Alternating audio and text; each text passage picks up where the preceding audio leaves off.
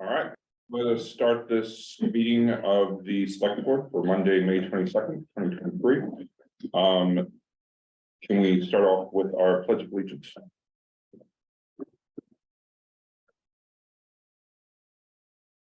Pledge allegiance to the flag of the United States of America and to the republic for which it stands, one nation, under God, indivisible, with liberty and justice for all.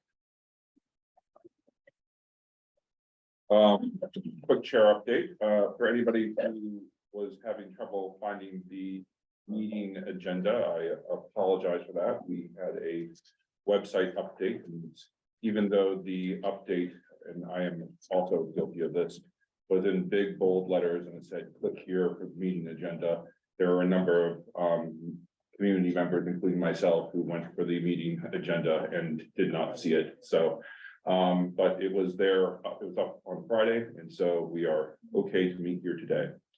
Do we have any additions or deletions that anybody would like to make before we enter into this, until we enter into our items for the evening? I have two. One would be just the board approval to go forward with a passive grant that we can use towards our security system. Okay, And the other one is just getting an approval for the board to give Aaron Eggleston permission to take water samples all right, every couple of weeks, that she's working on a grant. all right, so we will be adding a grant for our security system.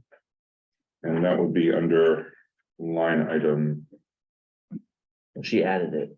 I know, so that would be That's not on the agenda, so I just, under, it would be under any of our new business. Do we have a motion to approve the additional items for the agenda? So moved. Any discussions? I mean, second, do we have a second? I'll second. Any discussions? All in favor? Aye. Aye.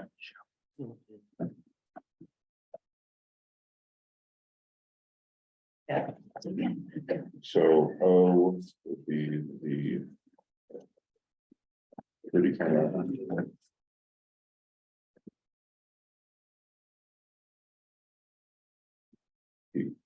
All right.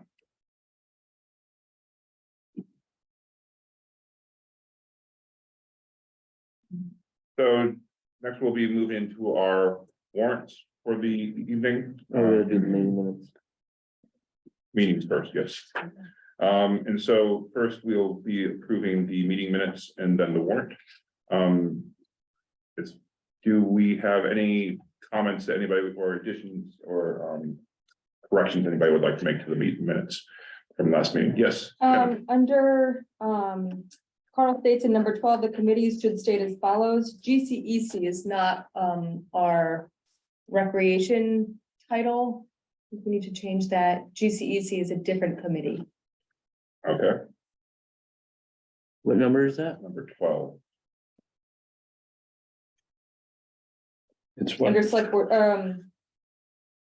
number 9. for corrections.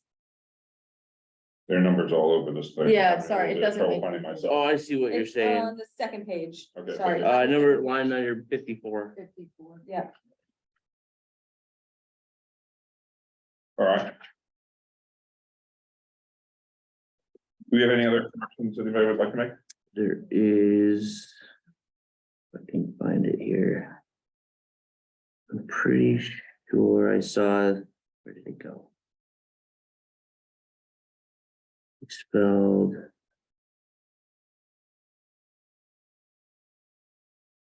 Where can I find it? It's different?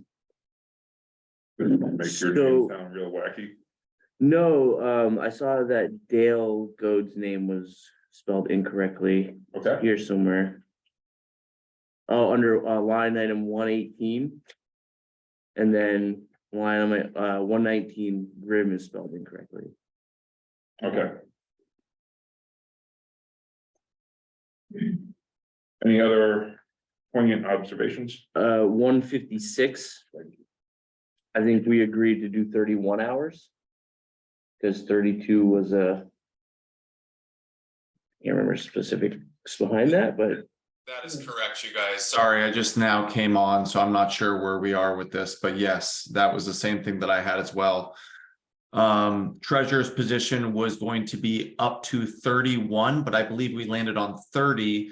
But then also I did notice that the pay rate is showing 35, when in fact, I think we discussed a range of 25 to 35. All Yeah. right, so we'll put that range in there. And the position up to how many hours? Here's 31. 31.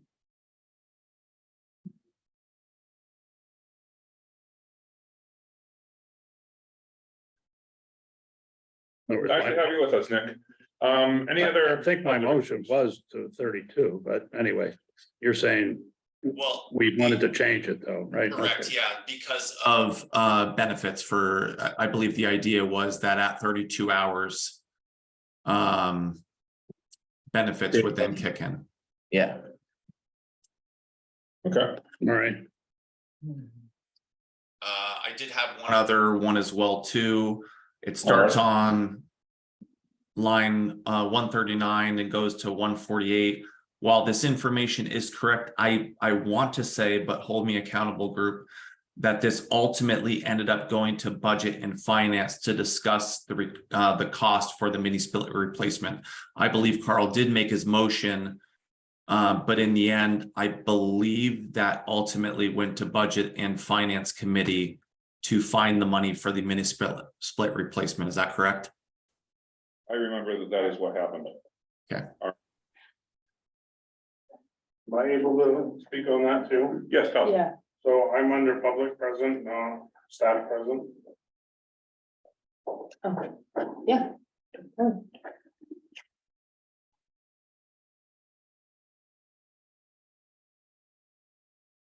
Okay, so Todd will be under public present, No, staff No. present. staff present, Yeah. okay. That makes sense to me. But could I just? Yeah. I'm just looking at that correction motion made by Carl to approve Todd to discuss this with Building and Grounds Committee. Oh, okay, so that is what we did. We moved it to them to discuss, right? Right, All right.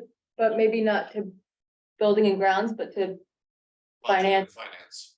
Finance. Oh, Yeah. okay, all right. I remember apologizing to Nick and Jamie since we seem to be throwing so much on their shoulders that day. They're strong. Minor, I can't call them it. All right, do we have any other corrections that anybody or observations anybody has?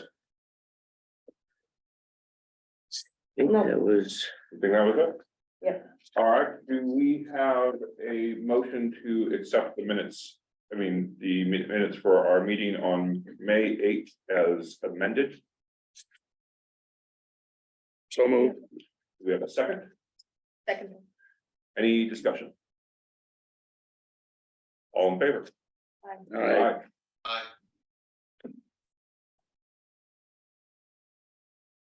Next is our warrant for the evening. Do we have any comments or questions in regards to that? Before we move to accept? I do believe we had one, which will likely need to wait until we have Amber back. And that was in regards to flags, etc. Mhm. We just wanted to identify what the budget was for this purchase and then what the total purchase cost was. And if the 1749.50 does in fact cover the entire purchase, or was there more than just that? There was just some questions about this in comparison to the budget. I believe Jamie and I would likely, being budget and finance, would get with Amber to better understand the costs. Are you comfortable with the budget as it is, prior to, being able to speak with Amber? I'm guessing though, but The warrant correct in order for you guys to sign it. So Right. if we're gonna take that off, we have to. Right. approve this one.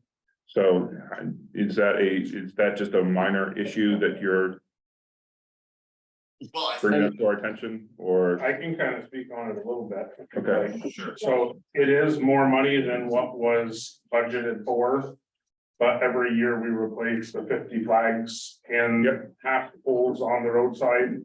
And with that, it also covered the flags that we needed for the town hall and the fire station for the year. Okay, Well, so I mean, question, why do we replace 50 of them every year? Because by the time they're up for the course of the summer, they're ripped and faded and need to be replaced. How long do we keep those up, Todd? They normally go up around the first week in April or in May and then come down. Normally like the week after Labor Day. And what do we do with them after they come down?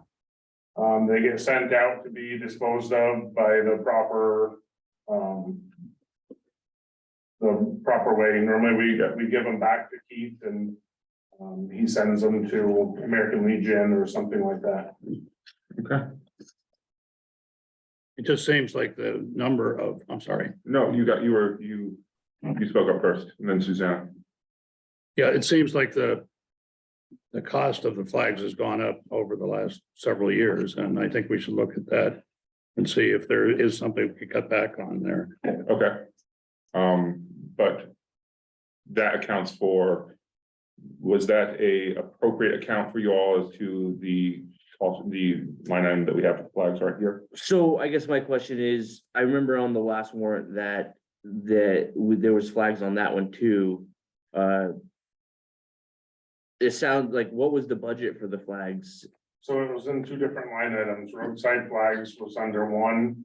I don't have that number in front of me. And then the other flags were in building payment. So I thought they were all under one. And they were categories under roadside flags because you're driving by there. Sure.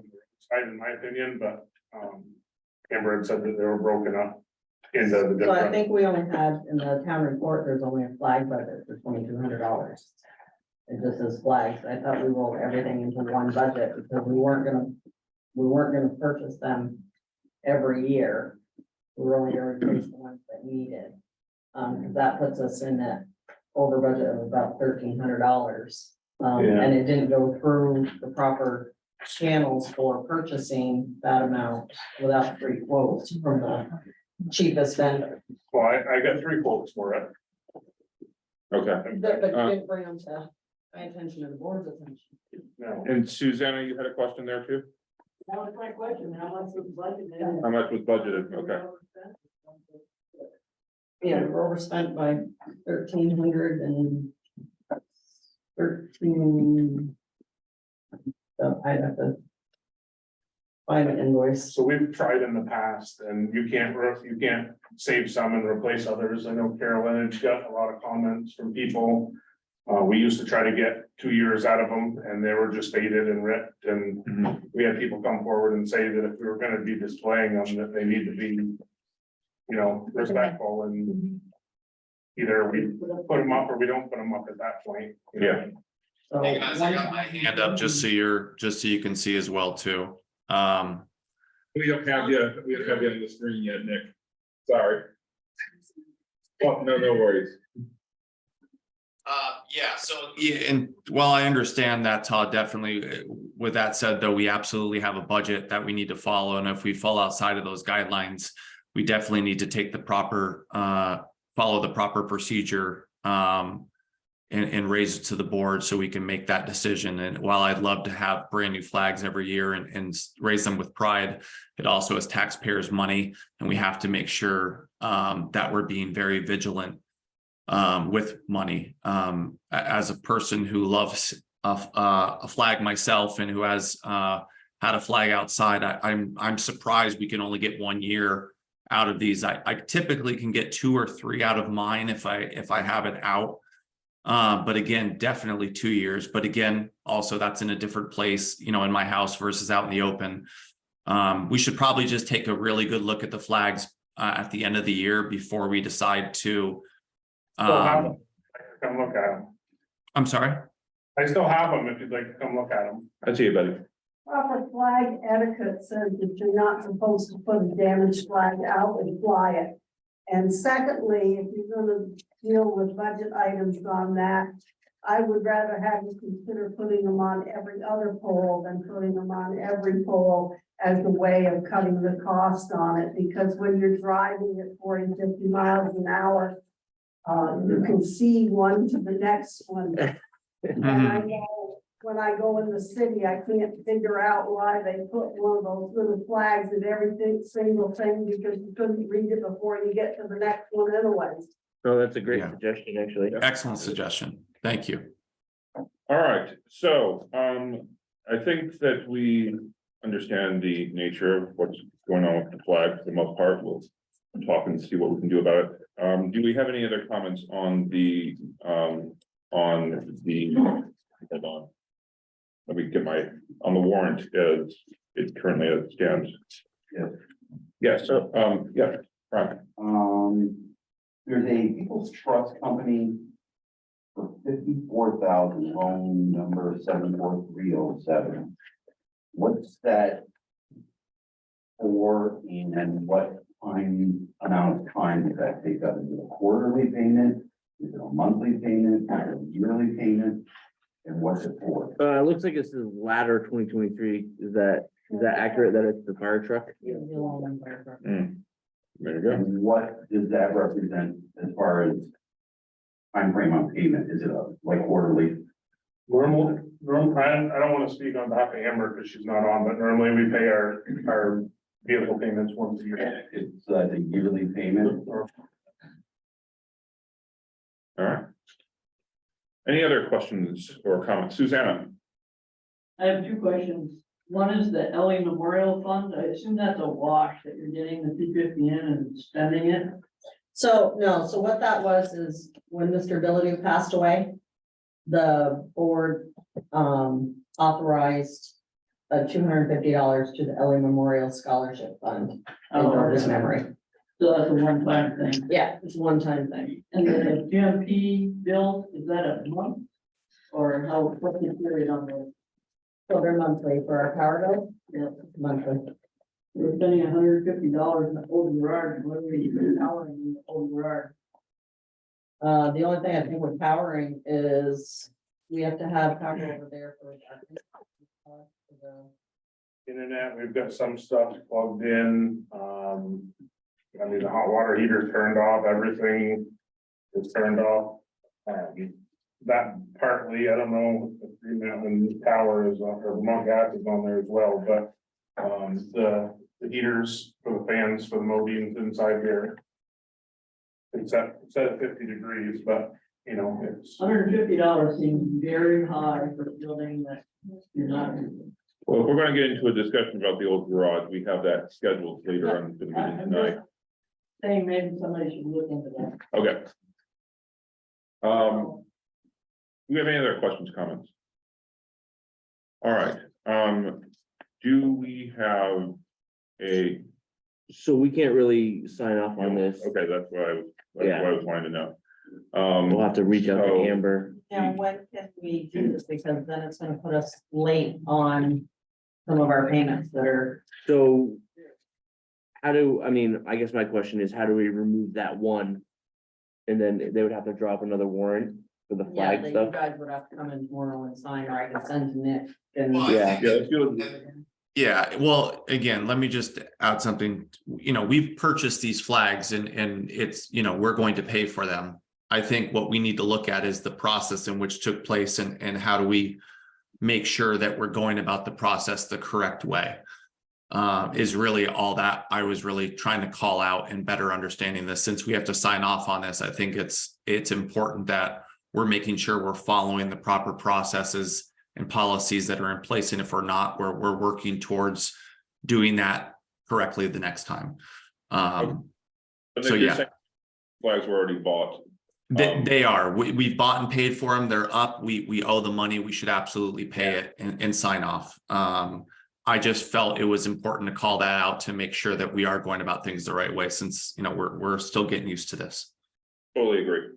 All right, so can I have a motion to accept the warrant as it currently is? I'll make a motion to accept the warrants as they currently are. Do we have a second? I'll second. Any discussion? All in favor? Aye. All right.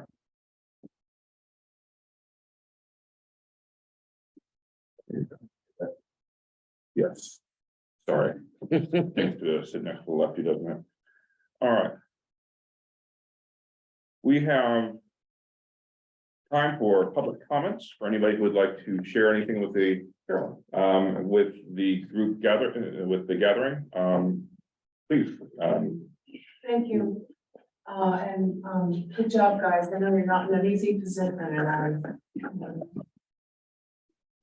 thank you. So my name is Carolyn Brannigan. I'm the state representative and I represent Georgia in the state legislature and also represent the town of Fairfax. After the redistricting, Georgia was moved in again with Fairfax. That's happened before. So now we're a 2-town district and 2 members represent 2 towns. So the other member is Ashley Bartley, a young woman from Fairfax. She wasn't able to come today.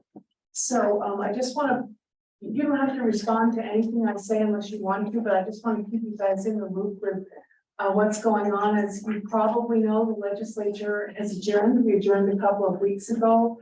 However, 3 days have been set aside in late in June for what they call a veto session. A lot of conflict down in Montpelier all winter long. The governor says one thing, the majority of legislators say another, and he's threatening to veto several bills. If that happens, especially if he vetoes the budget, the legislature has to come up with an alternative that's agreeable to him that he will sign or that somehow we can get pushed into law. So those 3 days are late in June. In addition to that, we have this impeachment committee. You may have read about that. It affects Franklin County directly. It's the elected sheriff and also the elected state's attorney. And both of those men are facing charges. So the legislature voted unanimously to form this impeachment committee. And I've been named to that committee. It's a 7-member committee. I didn't want to be on the committee, but the speaker came to me, and you don't say no to the speaker on a thing like that. It's sort of a big deal. So I'm going to do the best I can. We're meeting for the first time tomorrow. And tomorrow we're going to be looking at the part of the state constitution that deals with impeachment and what our role is as an impeachment committee. We're functioning, my understanding is sort of like a grand jury to find out if the facts seem to indicate that there is reason for impeachment. And if there is, we'll bring that recommendation back to the full house. They vote yes or no, and if they vote yes, the whole thing goes to the Senate for a trial. I'll try and let you know as much as I can. I think some of what we discuss is going to be an executive session, but I will try to keep you informed because I work for the town of Georgia and Fairfax. I wanted to let you know too that along with the state budget, our transportation budget was passed, and you should expect that you get a big chunk of money from the state for your local roads. It's about within 5% what you got last year. But if you fill out a grant for road structures or bridges, you should let me know because I can contact people in Montpelier that will help you get the amount of money that you applied for. So if you did apply for one of those grants, I think it could be in by now. Yeah, we've applied for both and I've got verbal confirmation on both that we have them both. I think my copy's there. All right, good, great, glad to hear it. And the last thing I wanted to mention is something that I am very pleased to announce. And there, years ago, actually in about 1800, a man moved to Georgia. His name was Jeffrey Brace. And he bought some 60 acres out on the Mill River Road and started a farm there. He lived there with his family and raised children. He had a big family. And Jeffrey Brace was born in Africa. captured by slave traders when he was 16 years old, brought to the New World. He fought, it was in about 1750 when he was captured. He was forced to fight in the French and Indian War, and then of his own volition signed up for the Revolutionary War, and rode with General Washington. Anyway, at the end of the revolution, he earned his freedom, as many slaves did at that time. If they fought in the revolution, they were. He came to Vermont because we were the first state that outlawed slavery. So we brag about that they didn't actually outlaw it totally, but we'll get into that, yeah. But anyway, he came here because of that and lived in Poultney. He was discriminated against, and so was his family in Poultney. It was terrible. So he moved from Poultney to Sheldon, and eventually, like within 1 year, came to Georgia and bought this land. And he was one of the first members of the Baptist Church, which is the church that I attend here in town. And I think that he is buried in that Everett Cemetery, but it's an unmarked grave. So no one will really know where he's buried. But anyway, tomorrow morning, Todd and his crew are going to put up a sign that I encourage the Department of Historic Preservation to make in honor of Jeffrey Brace. And so I think by tomorrow afternoon, you'll be able to go up and look at it. It's a two-sided sign that tells the history of his life here in Georgia. And there's also a book about it that I want to give to you. I have several copies of this. So I'm going to give you this book. Read it and pass it along among yourselves. The former board, the board that I served on, each have a copy of it, but I'm sorry, I don't have any more copies. Well, no, So thank you. read it. It's really, really interesting. And he dictated that book. It's a biography. And at the time he was blind, but there was a white lawyer in St. Albans at the time who wrote down everything Jeffrey said. And it's really fascinating. Pounds of travel across the Atlantic in a slave ship, his life before he came to Georgia, and it's really interesting. He has nothing but good things to say about the people in the town of Georgia. So I'm really, really pleased with that. The sign goes up tomorrow morning. Yeah, I was just gonna say, where is the sign going? Just- if we- In the cemetery, in Everett's. I never- cemetery okay, all right. On the River Road. Thank you. Is that correct, Todd? Okay. If he finds lead or something, or he can't put it there, then he'll let us know where it ended up putting the sign. Okay. But that's all I have to say, and I know I'm way over my 5 minutes. Oh, no, you're well, okay. Is it a You're permanent fine. sign? Is it a- Yes, an historic marker Yeah. kind of thing. 8 feet in the air. And it was in the budget, a year ago, I called her as a citizen. And so, I just finished my 19th year in the legislature, so I got elected to go back this fall, it's my 10th term. So she remembered me, so I called her again. She kind of got motivated and got the sign done, and the signs are made in prison, so they also give the guys who are in prison a skill that they can use. Absolutely. Well, no, I thank you. Every town has a story like this, but not all of them are authentic. So I thank you for bringing this to us. All right. And thank you, and I am getting better, some of you not. Thank you. Long haul, but I'm getting better, and my hair's growing back. Mine is. Thank you for stopping by. Thank you for coming, Carolyn. Do we have any other public comments?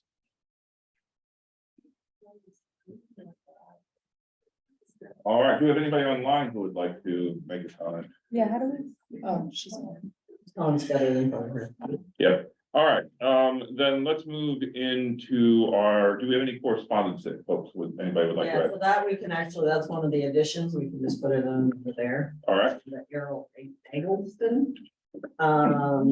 She's a professor at Middlebury College, working on a grant proposal to gain better understanding from the community knowledge about changing winter dynamics around Lake Champlain. This past winter, we sampled from the Georgia Beach access point for some biological and chemical analysis.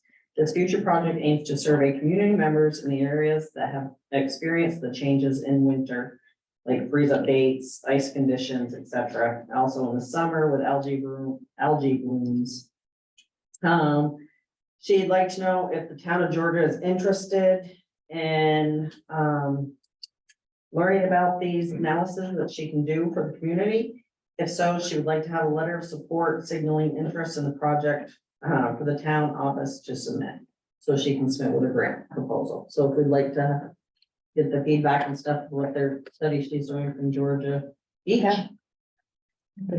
Feels to me that anything we can learn about the algae Yeah. would be beneficial to the town. Yeah, So it's okay to have the letter and send it to you guys for approval. yeah. Does that still mean our weekly testing that we do? Yeah, this is something different. All right. No further correspondence? I think we managed to wrap everything up last week, so no unfinished business. Then let's move into our business for the night. Any comments on any action items? People will have 5 minutes to comment on those. Let's start off with our paving award action item. And Todd would, I'm assuming that we're going to be asking your advice. We're going to be getting your feedback on this. But do we have? Let's see if I can do this right this time. Would anybody like to make a motion to move us into this? So that we can move into discussion on the paving award. I move we ask Todd to brief us on the paving award. There you go. Second, Second. all right, discussion. So. What's your, who would you like us to? Well, it looks like the only one in here is Hungerford, right? No. Oh, Hungerford is a subcontractor. oh, okay, okay. They were gonna use to do the garage. Like, I see it right there, yeah. So Pikes was $10+ a ton cheaper than everybody else. I was able to go back to them because their base bid came in a little bit over what we currently have available. So we're gonna need to remove the Jed Shepherd Road from being repaved, which I was hoping to try to get done, but it is a small road that feeds one house. Yeah, So we were able to remove that, and by doing that, that puts us right around our dollar amount for being able to pay for the grant for Middle Road as well, for our bid alternate. All right. So, And at this point, I'm not looking to move forward with the paving of the new and old town garage. Okay. I'm trying to still figure. I had somebody put in, but they didn't put in for the highway paving. But it's a local business in town that does paving, that was interested in paving the garage. So which their price is actually cheaper than what was bid on. okay. Do we have any questions about this bid? All right. Do I we want- move we accept. Yep. The bid as recommended by Mr. Cadger. So they're probably starting next Tuesday. Okay. Do we have a second for that? second. Any discussion, further discussion? Yeah, I guess the only thing I would ask Todd is the one road that we're not including. Do we feel good about it? Holding up for the next year, or is this something we're going to need to address prior to next season?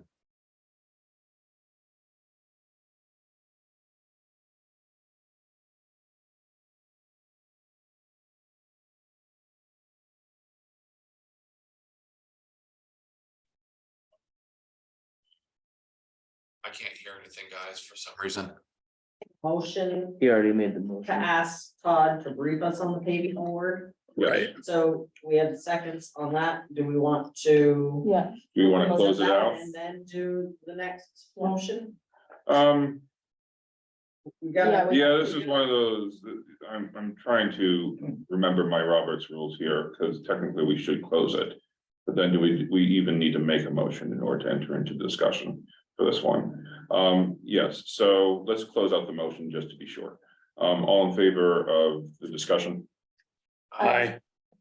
All right, so now for the bid, Carl, you made a motion. I move. You guys have to do a motion because you did one at the last meeting.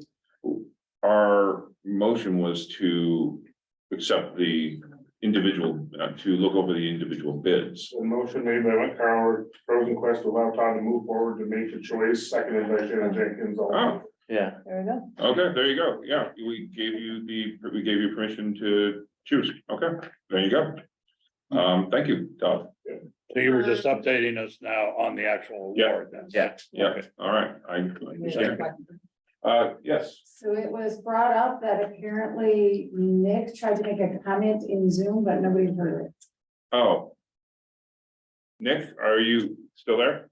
Yes, yeah, it's okay. And I think all I basically had stated was that I was just curious about, if the road we were holding off on was going to be able to hold up for a year. Or is that something we need to revisit? Yes, and Todd said that it should hold up for a year. Great, thank you. So all in favor, oh, we don't need to do that. Right. So moving on. The stormwater agreement. Is it possible, sorry to interrupt, is it possible to see the people speaking for when they present? no. So Not- they don't, that's not how. I have this, just as soon as somebody makes a comment, I'm putting it up. Yeah. Oh. Yeah, it's then two different I'll keep my. Yeah. I also have. I feel like it would be so Since I helpful to moved. see them. I know. This is giving everybody in the audience to see the packet, like when Velcro does their presentation. No, I all their know. Stuff is here. I'm just saying the people that are presenting next, it would be helpful to see them, but if we don't have the capability, then we don't have the capability. Let's, Another TV, can you get room for another TV?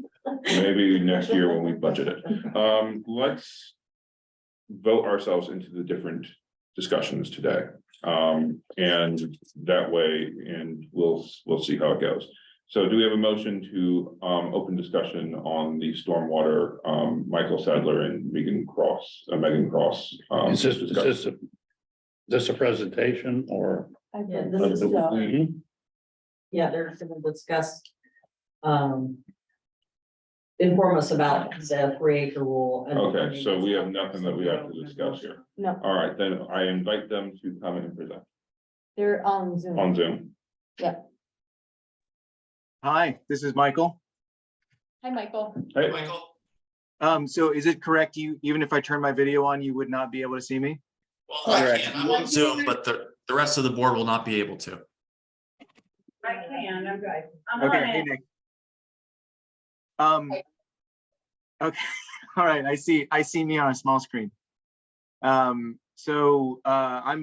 here at your request. I don't necessarily have anything prepared to speak about. I was under the assumption that there were maybe some comments or concerns that we could address.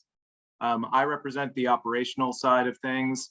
I do the technical review of operational permits, of which the 3-acre permit is one. My colleague Megan is from the Watershed Investment Division, and she handles the funding side of things. And Megan, if I'm not mistaken, a lot of that is ARPA funded or otherwise, maybe some state revolving clean water fund, something like that. Yep, so I was gonna present some information Oh, great. on, not a formal presentation, but just answer some questions about the primarily ARPA funding for 3-acre work. Okay, great. I think if, just for the general public, if you guys could give a general outline of what the projects are, and then maybe touch on the town's role compared to the HOAs that we're working with, their role. Sure. So that sounds like a question for me.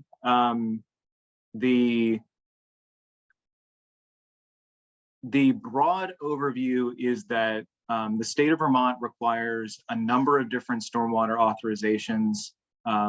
We regulate everything from municipal stormwater runoff, which is, runoff from industrial surfaces, log yards, quarries, that have exposure to waters of the state, to private residences, residential developments, and even construction sites through our erosion and sediment prevention control permit. So the 3-acre permit is, the three acre sites are a subset of operational permitted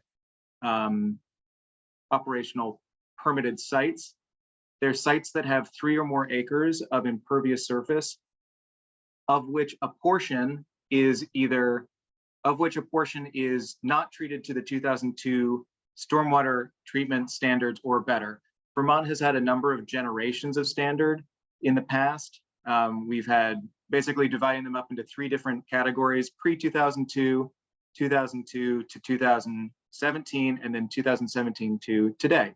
So if your site, a lot of different folks need operational permits to develop new impervious surface of a ½ acre or more, requires an operational permit as of, I think, July 1st this past year. To redevelop, which is to substantially excavate and, regrade or rework a ½ acre or more of surface, requires a permit. And to expand an impervious surface in an existing site by 5,000 square feet or more, such that the total resulting impervious surface is an acre or more, also requires a permit. 3-acre sites are sites in Vermont that have 3 or more acres of impervious surface. That's roadways, driveways, accessory buildings, rooftops, pedestrian surfaces like sidewalks, 3 or more acres of impervious surface, where a portion of that surface is not treated to our 2002 standard or better. So with regards to the role of the town versus the role of the HOA, in a scenario where perhaps a private development was originally permitted or not permitted at all, let's just say it was permitted in 1990. Housing development that has a total of 8 acres of impervious surface was originally permitted in 1990. Those permits don't incorporate the stormwater treatment standards from the 2002 manual or better. And then subsequently, through the years, perhaps the town has taken ownership or control of what was once a private road. We consider the obligation sort of equal, all things considered, in that the town and the HOA are both required to be co-permittees on the 3-acre permits. The way that permitting works from my perspective at the state is we have a number of requirements that apply to the whole permit, to each permittee.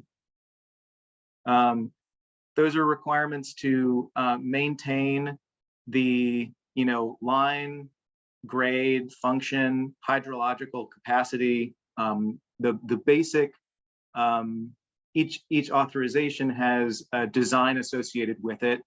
And it's basically the agreement between the permittees and the state that says, okay, stormwater runoff from X surface, Y driveway, it flows through XYZ conveyance structures, swales, culverts, to ultimately discharge to maybe an infiltration basin. All of those things are written out and they're part of your authorization. So that's called what we call the manner of discharge.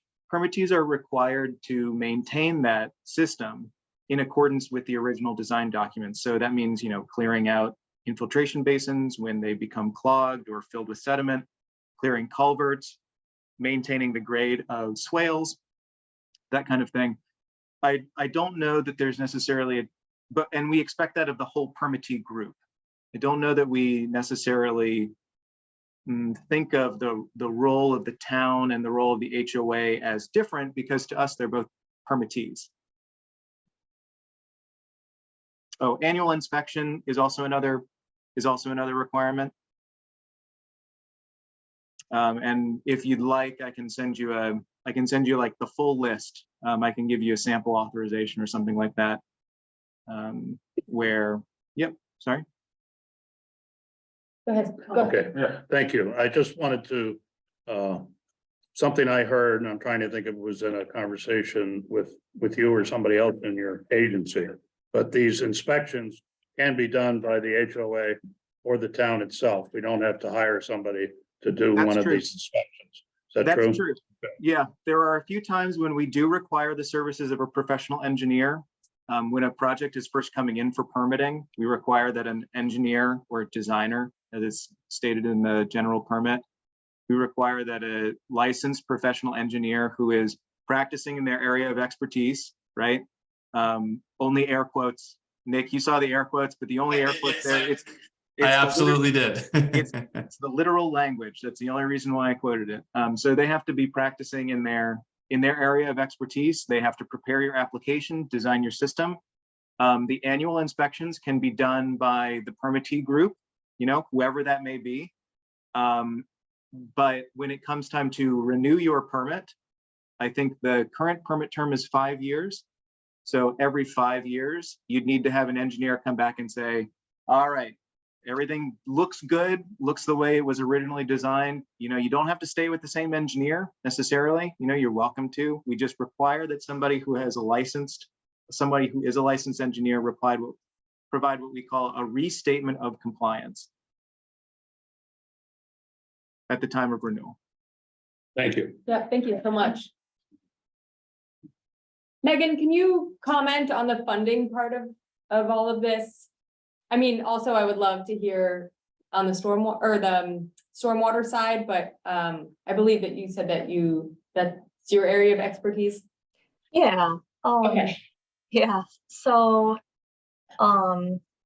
the state of Vermont we've set aside, $15 million to support, permitting activities for 3-acre sites to get their 3-acre permit. So, as Michael had said, any, kind of related engineering costs, those will be eligible, to be paid. The program isn't open yet. We're hoping for this summer. We're working on making the program a little more flexible, seeing as how every 3-acre site is very different. So as of right now, eligible 3-acre sites, which is most of them, we exclude like federal or state owned properties, but sites such as the town of Georgia's, I'm thinking would qualify just based on what I've heard. They would be eligible to apply for the cost of the permit itself, so $240 administrative processing fee plus $860 times the number of permitted impervious acres. So it's kind of like the formula cost of the permit itself, plus up to $20,000 in engineering fees. And these can be engineering fees involved in getting the initial notice of intent or the full notice of intent. Full load of intent, what's that mean?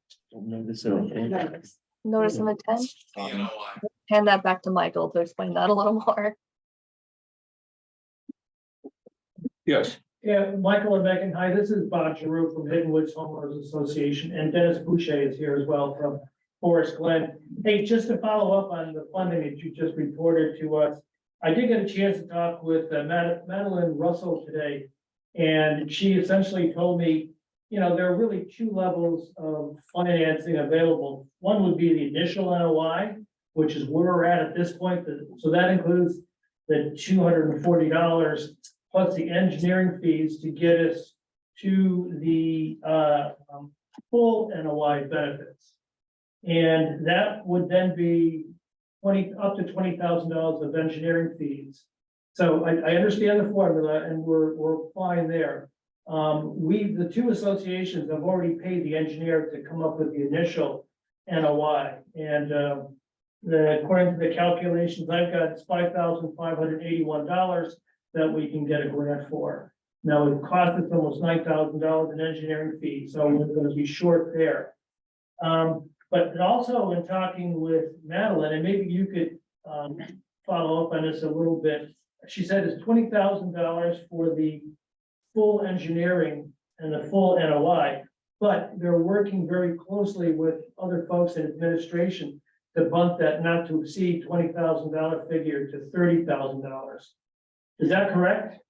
Yep, that's correct. I'm hoping to hear news on that probably by the end of this week. It's being discussed. So overall, there's an overall award cap of up to $49,999. That's the limit of what we call a beneficiary payment. And so we're seeing if we can bump up the engineering fee cap from $20,000 to $30,000 in order to help sites pay for more, offset more of the engineering costs. That, doing that and just putting a plug for this, because two of us are very small HOAs, that would have a significant impact on our ability to pursue these services and to manage this project going forward. Again, we're not very big, so we don't have cash sitting around in piles that we can draw down, just like you folks. Mhm. Go ahead, Carl. Thank you. Probably Michael for this question, and that is, how many HOAs/town combined permits have actually gone forward at this point? I mean, we're sort of deadlocked at the moment. We're hoping to break that deadlock, but to move forward, the HOAs want us to make some changes to an agreement that our attorney put together. And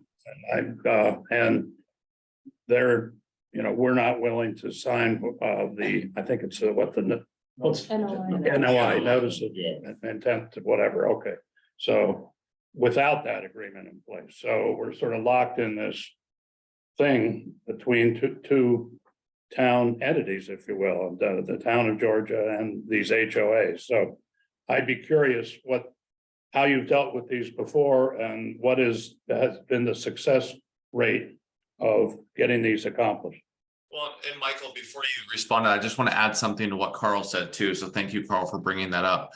And I think one of the biggest challenges is the general, the advisory the general concern is that we would be agreeing to something without knowing what cost might come of it, right? If there has to be a redesign or redevelopment. So anything you can speak to address that might ease the concerns of the town, I think would help move this thing along very well.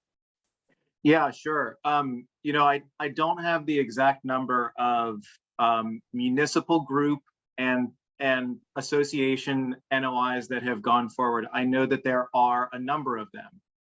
I'm happy to get you that information. We have seen initial NOIs an initial NOI is basically the first step in this process. It is the temporary authorization. It's a temporary authorization. It lasts 18 months.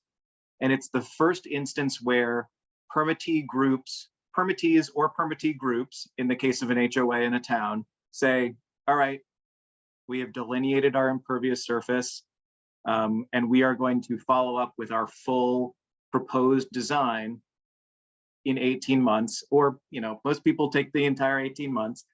Before the expiration of this permit, we will return to the state and outline our full treatment strategy. So that's what I mean when I say initial NOI. This is the first step. It takes you have 18 months to develop your plan, and then you submit what's called a full notice of intent, which contains all of the design drawings, everything else. And after that's authorized, I believe you have 5 years to implement that strategy. After you're awarded. After you're not awarded, but after you're given your authorization. So there is the first thing that I can tell you is that there is a bit of runway here.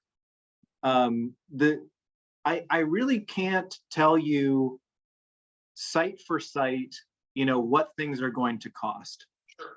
I'm not an engineer, and the entire suite, but I can tell you that the entire suite of approved stormwater treatment practices is available to each and every one of these sites, not just 3-acre sites, but all sites that need operational permit coverage. we're talking a suite of stormwater treatment practices that range from diffuse sheet flow of runoff over land. It's called disconnection, right?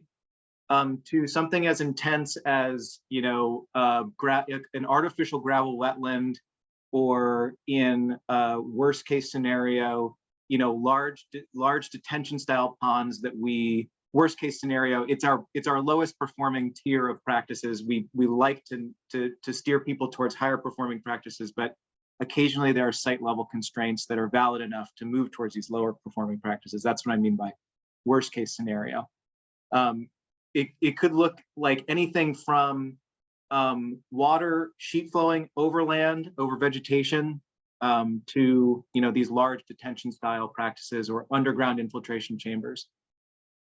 I can't tell you how much it's going to cost, but I can tell you that with the help of your engineering consultant, and some basic know-how about how to maneuver through the manual, analyze your site, determine what the best, you can work with your engineer to determine the best course of action, knowing that like some sites, like in highly developed areas, are going to need very structured, very structural practices like gravel wetlands and infiltration basins.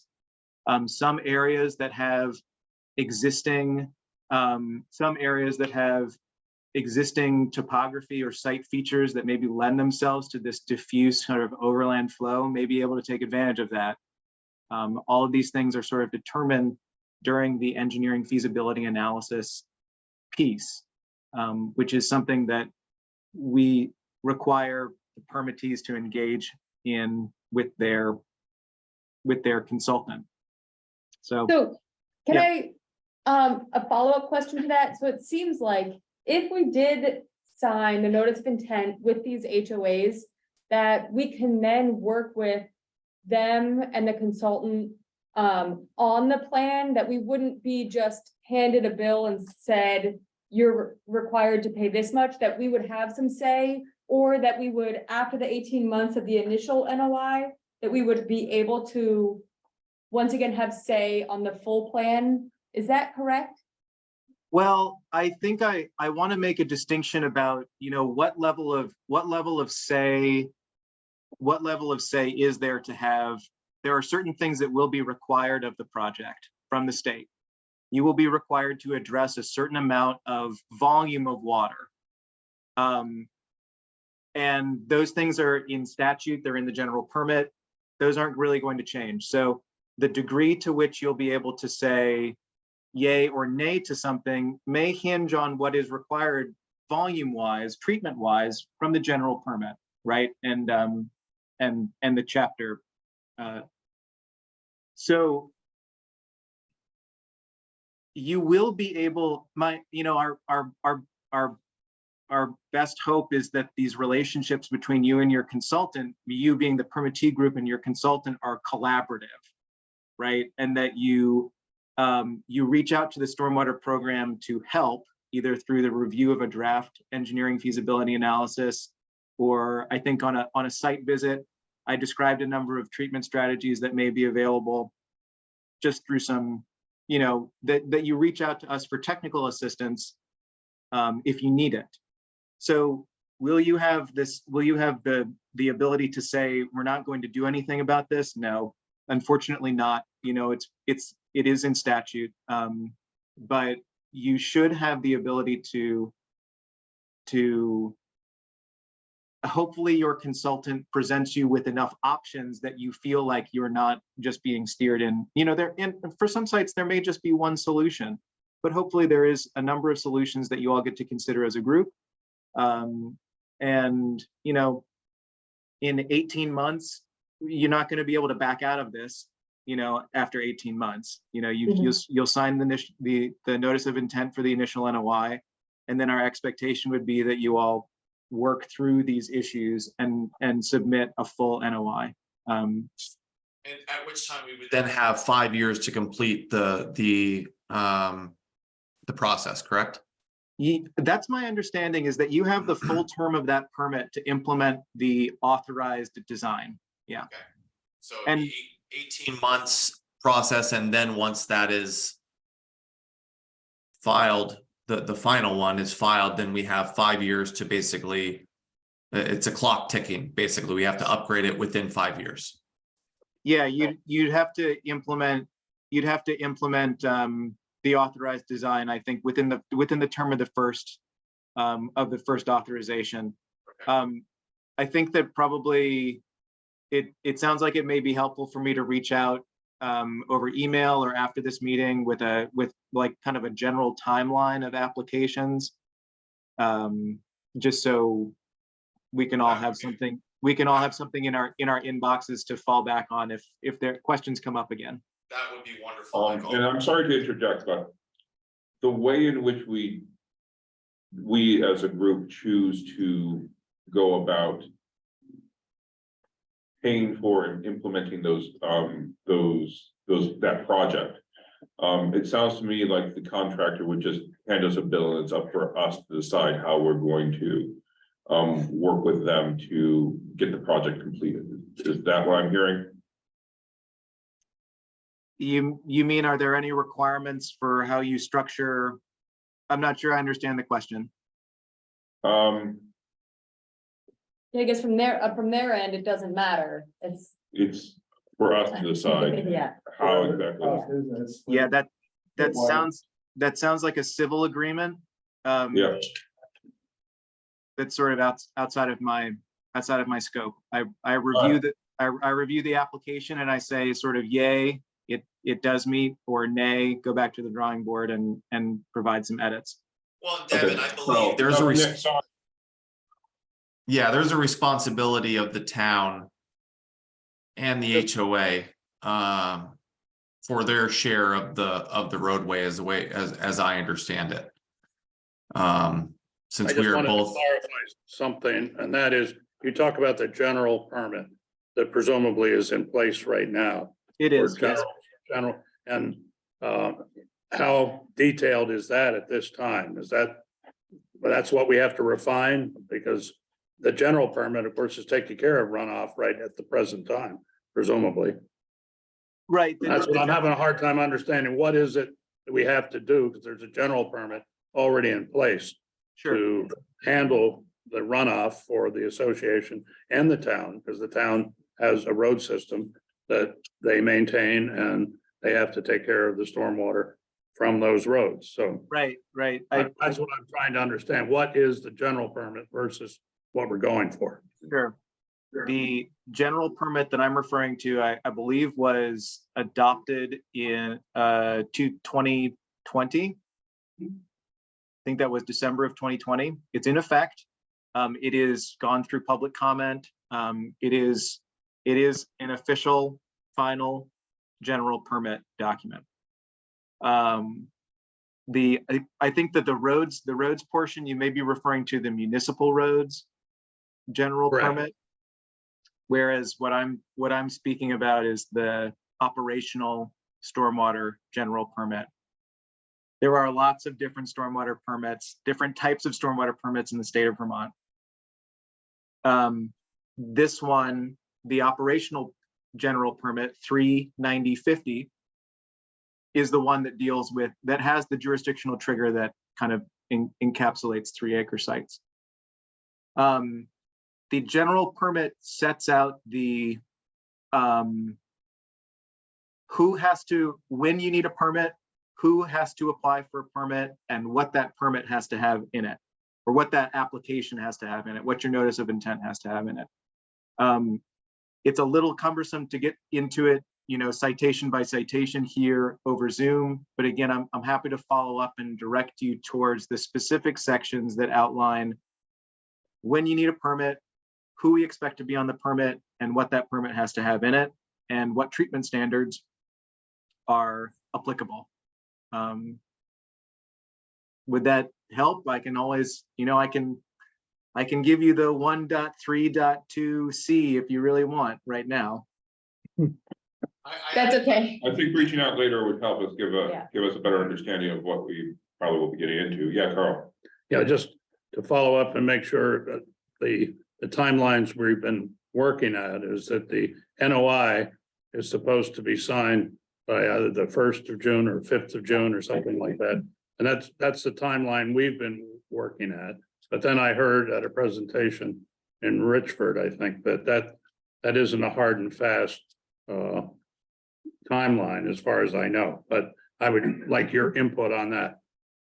Well, I can't speak to the presentation that you heard in Richford. It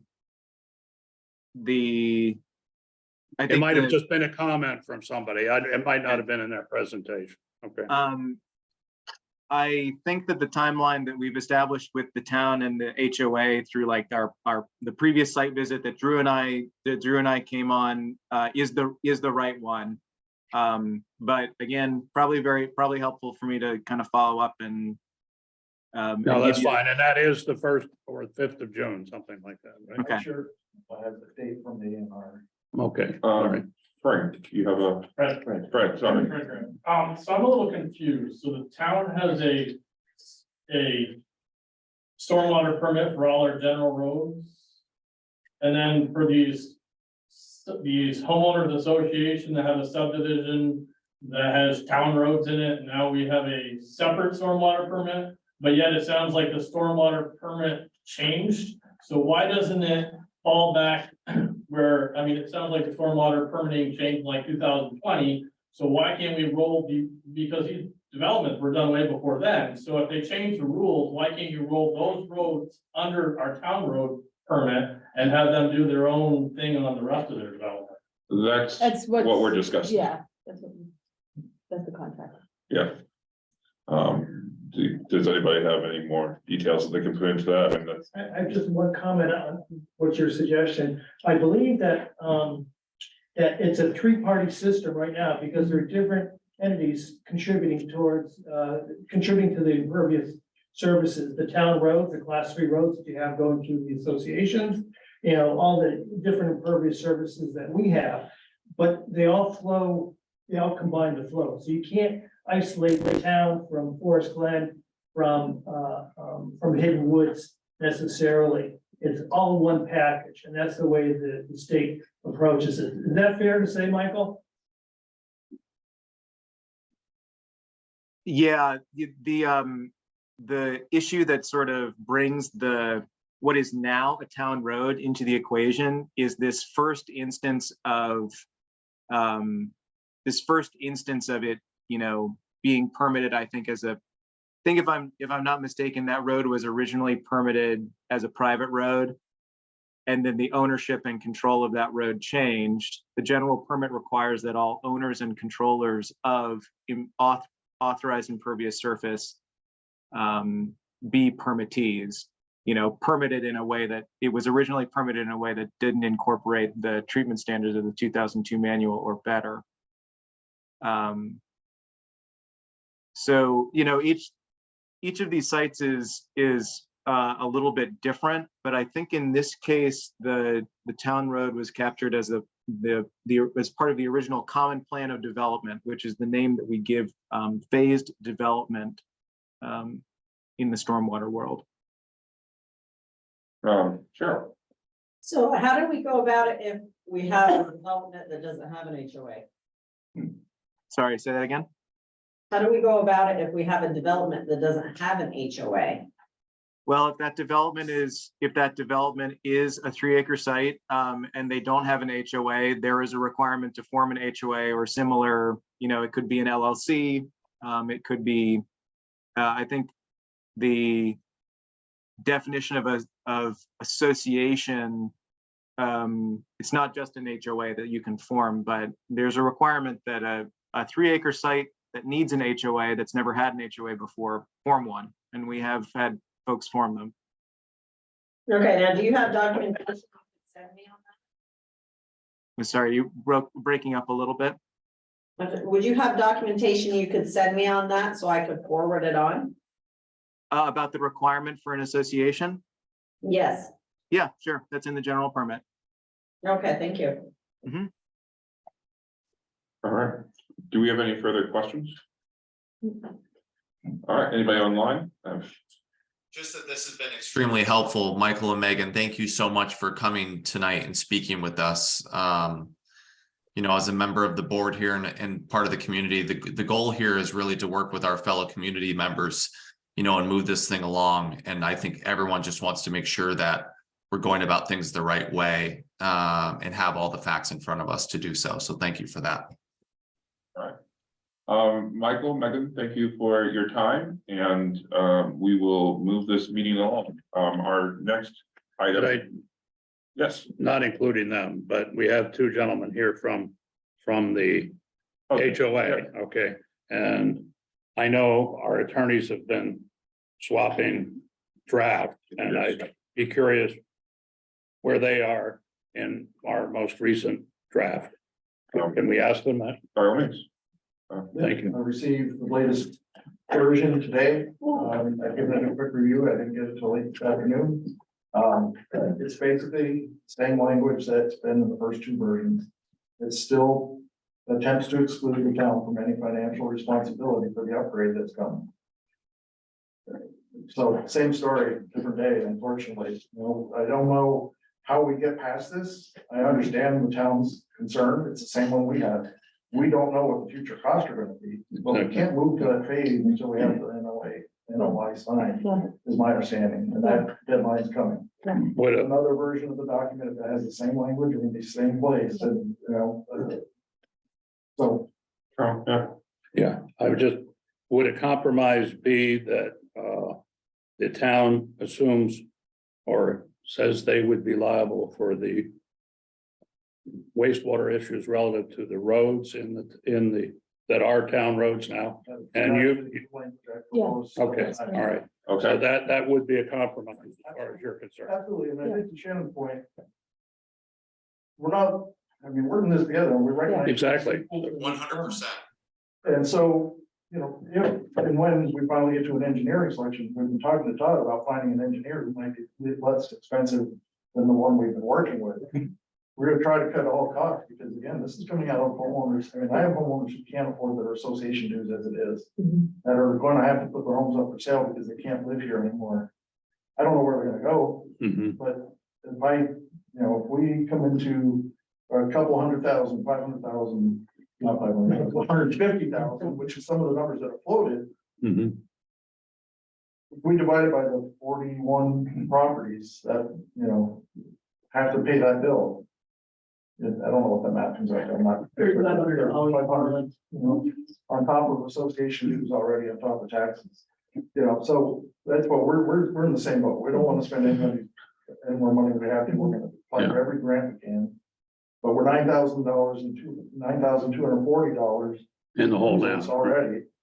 The grant's not open, so that's money we have to figure out where to come from. We still gotta pay for insurance and our septic and things like that. So My reason on making this, I'm sorry, No, you're thinking the same thing I am. my reasoning on this is that we did assume responsibility for the roads, so a number of years ago. Correct. In the development, and that we should honor that as a town and take on that responsibility. This is, unfortunately, none of us, I won't say none of us, but many of us, obviously, were not happy with the 3-acre rule slammed down our throats by the state of Vermont. But anyway, it's there. We have to deal with it. We're not going to change it. So I'd recommend that we work out between our lawyers that we are going to do the compromise. Say that the town, you have a question over here. Yeah, Betty? I'm listening to the money and dollars being thrown around. I'm a taxpayer in the town of Georgia. I would suggest that we not take over any more roads in this town at all from any development. If we're going to be hit every time we turn around with an issue like this, I don't think the taxpayers in Georgia can afford it. I get the feeling that when this road was taken over, they was not really in an understanding that something like the 3-acre rule was coming down the line. It's we have called an ex post facto rule and should be illegal. We have an online comment? Yeah, I was just gonna follow up with what Carl said, and I wholeheartedly agree and think that we should specifically reach out to the attorney and ask them to submit that language as a compromise. And I don't know if we need to make a motion for that, but I would be more than happy to do so. I don't think we need to make a motion for that. Carl? We still have Well- a comment online. Oh, okay. No, I think that was it. That was it. Oh, I just wanted to say that we don't have another meeting until after the date, the drop dead date that we're looking at. So we have to decide what we want to put in place to allow this to happen. Okay. Okay, yes. Yeah, and this is a question for Michael. Michael, if we don't sign by June 5th, isn't there a Title III of the Stormwater Act or something that comes into play that allows us a little more time to continue with the initial phase of the project? Yeah, so I've actually, I've been looking at the database entry for the permit that you all applied for the initial notice of intent that you applied for, and it's currently administratively incomplete. The mechanism that you're talking about, Title III, is something that we did discuss, and it's something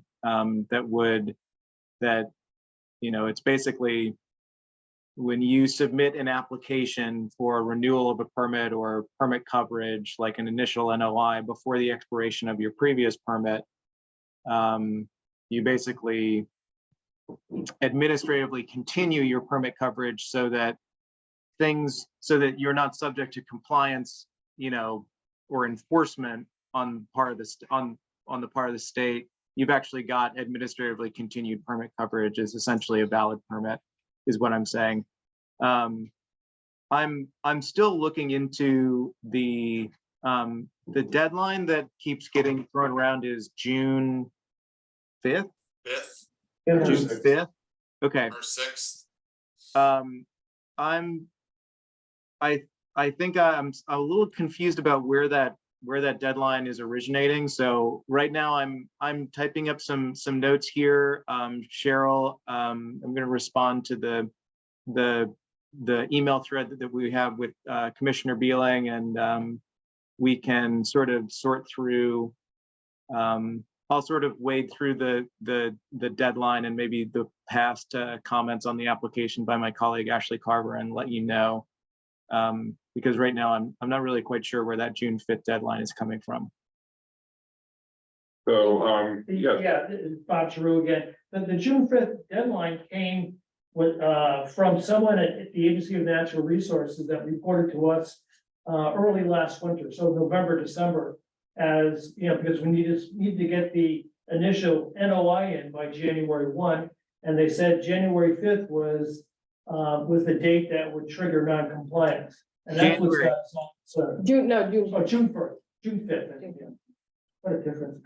so assuming that it sounds like the majority of us would like to, we discussed a little bit more of a compromise agreement last week with the town lawyer. It sounds like folks are wanting to move down that road. Correct. If we want to move forward with that specific agreement, we can make a vote. And that would give us authorization to just, any one of us authorization to just speak to Dave and say, look, this is what we want to do. I think that if we want to take this information, sit down with Dave, and then direct him based off of that, then we might want to consider, we might want to consider saving that vote until later. Carl. Oh, okay. Well, I was just going to make a motion to authorize our attorney to offer this compromise language to the association, and presumably we both will move forward from that. And we probably would need some continuing motion to allow, when that happens, both parties are in agreement that we sign that before the 5th of June. Okay. Nick, you were here for that meeting and I was there as well. Are you comfortable moving with the agreement as it was presented to us last week? Yes, as long as we were including what Carl had said about the compromise language that, you know, we would own our fair share, but yes, absolutely.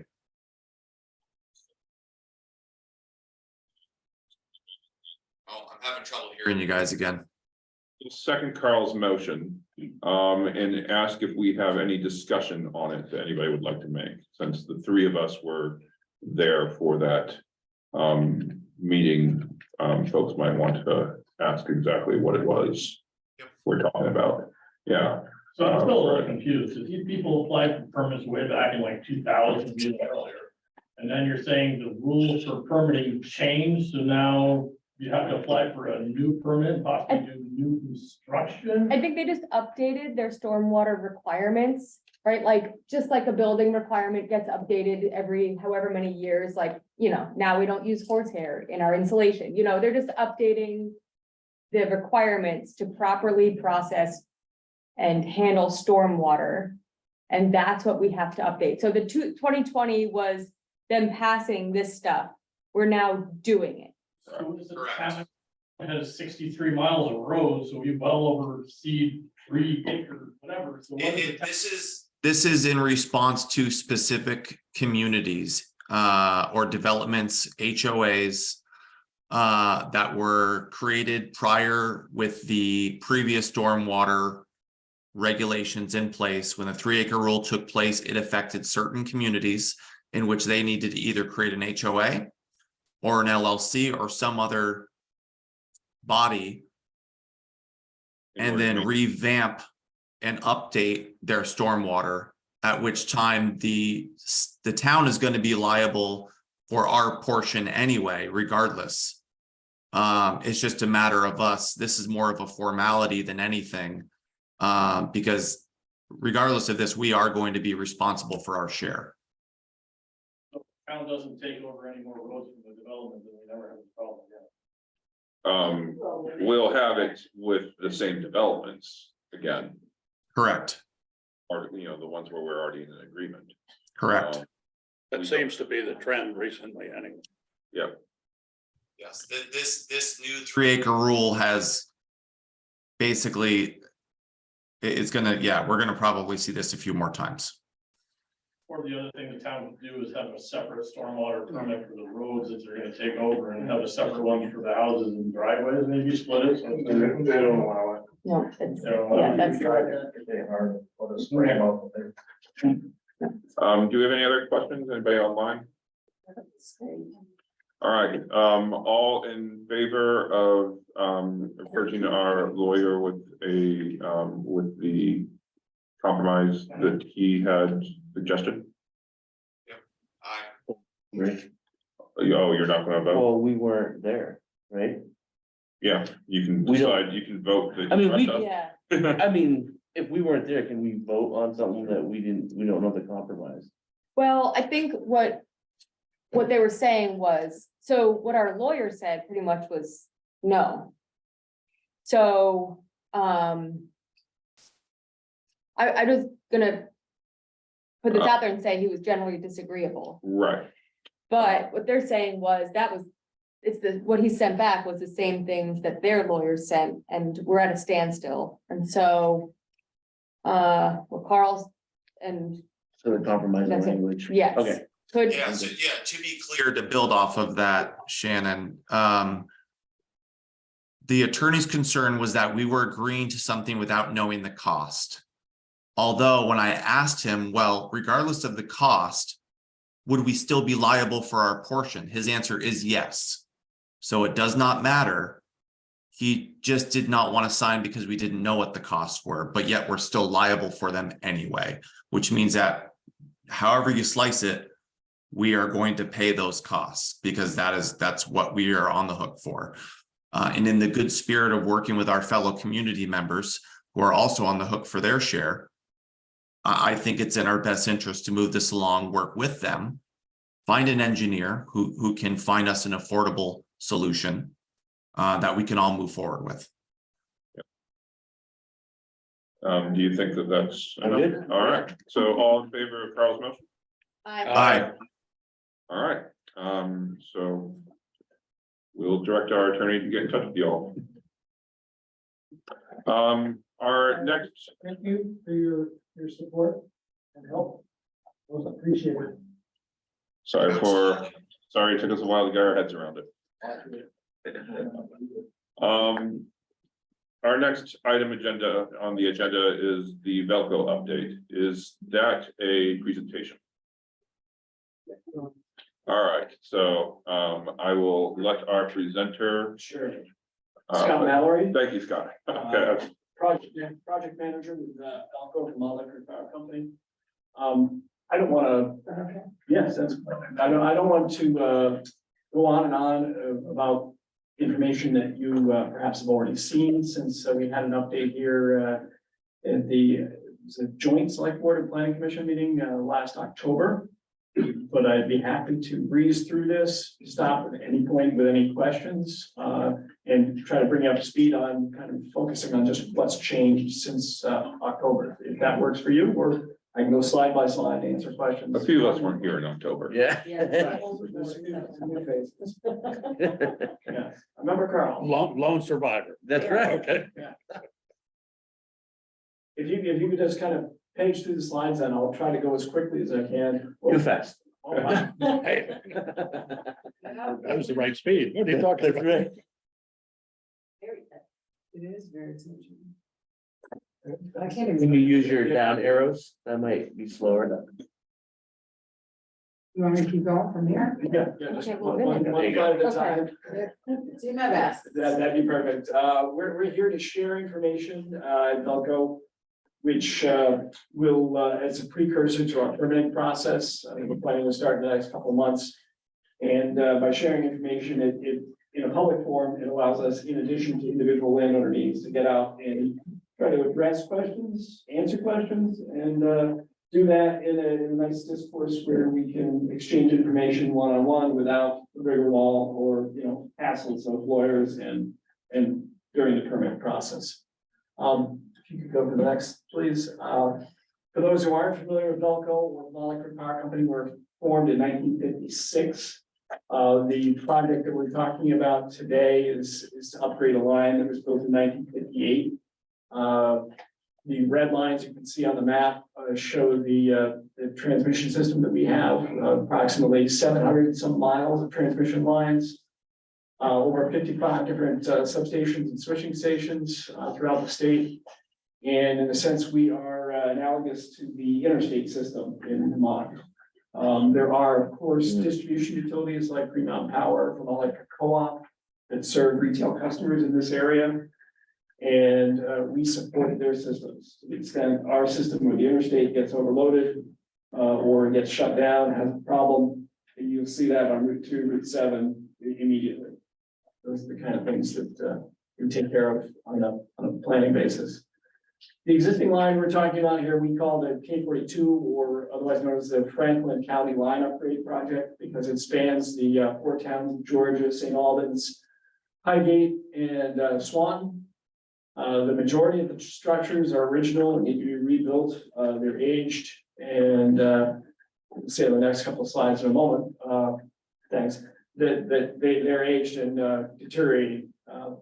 Right now, this slide is important to show that this is a major kind of two-way street. This feeds Hydro-Quebec energy as well as wind generation and renewables from northern Vermont. It feeds that down to the greater Chittenden County Load Center. But it also is a line that goes the opposite way and helps support northern Vermont. There's only two lines that feed northern Vermont. So without this line, that creates some reliability problems. And flip to the next one. And keep going through these. These just show examples of the poles that are rotten, splitting, woodpecker damage. And on this slide, I can highlight that the yellow line is what we're talking about replacing. It's about 16.6 miles that need to be replaced. And the other line in green is the other one that supports the northern Vermont section.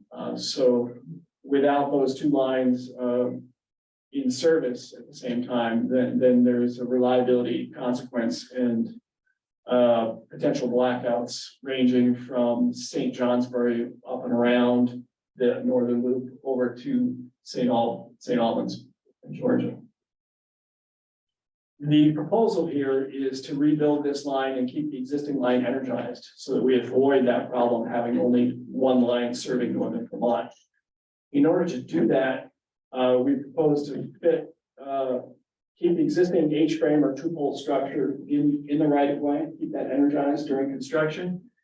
And then put in a new pole, be a single pole, be a little bit taller. And then take down the H-frame and two-pole structure.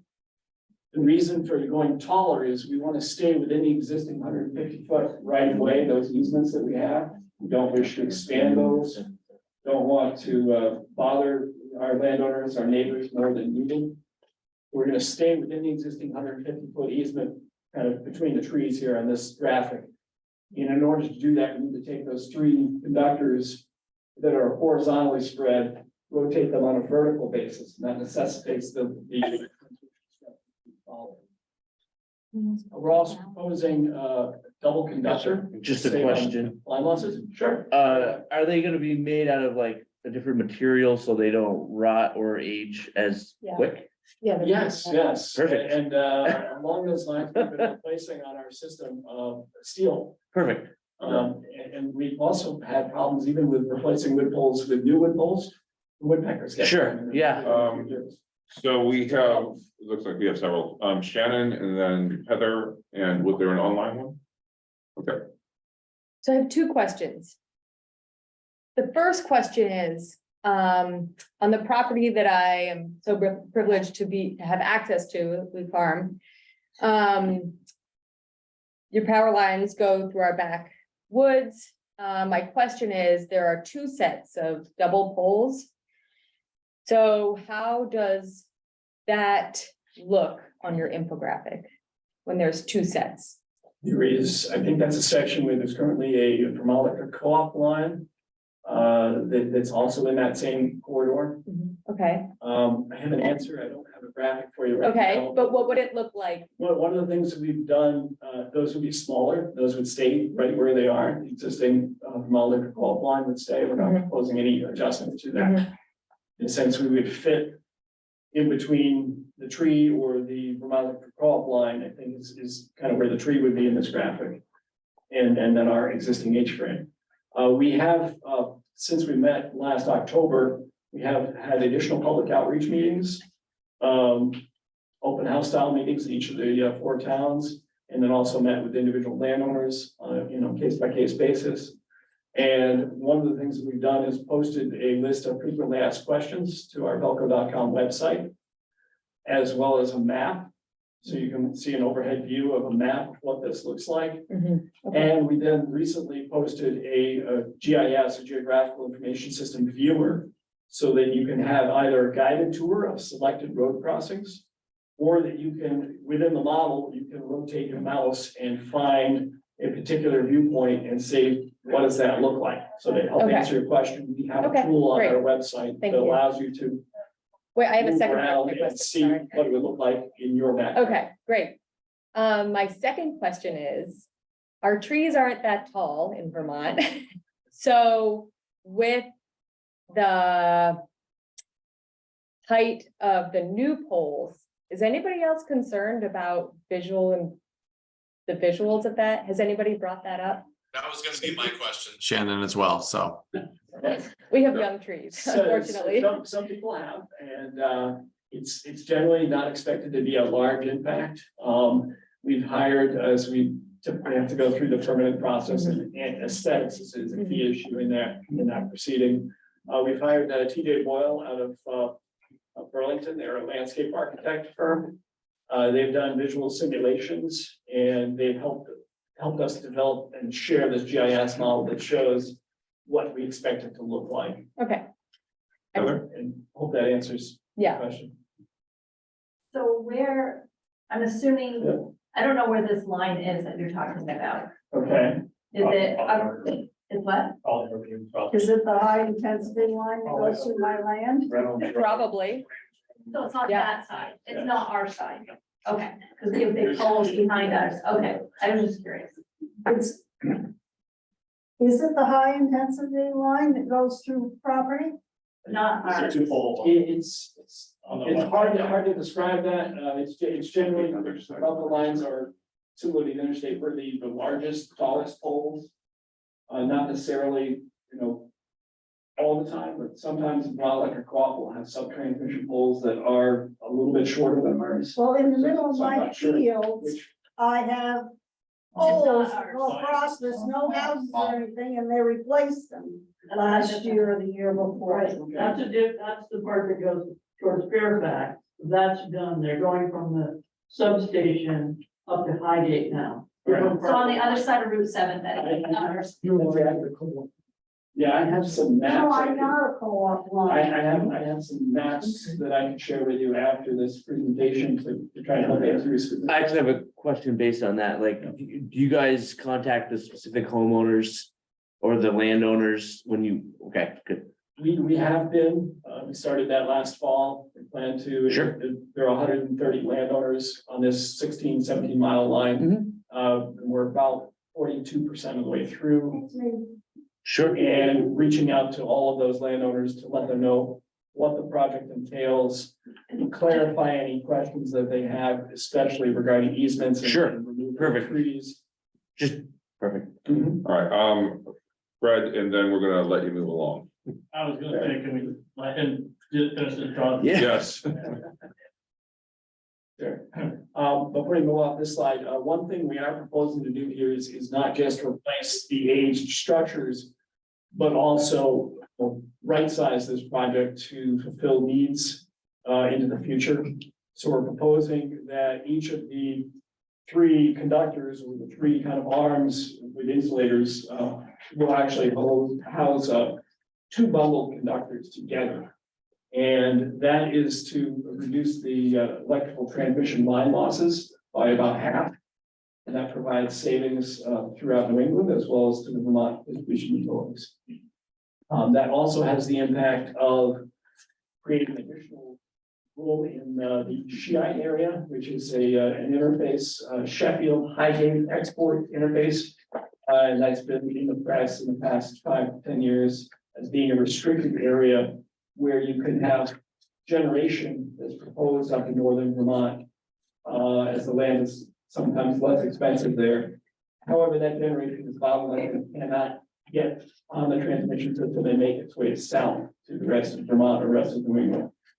So this project, the second conductor that we're proposing would provide line loss savings. Saving electricity costs for the distribution utilities that we all pay rates for, as well as providing additional room for approximately 20 megawatts of additional generation that could be sited up in northern Vermont. Next, please. This is just an enlargement of what we were talking about. I think we can keep moving.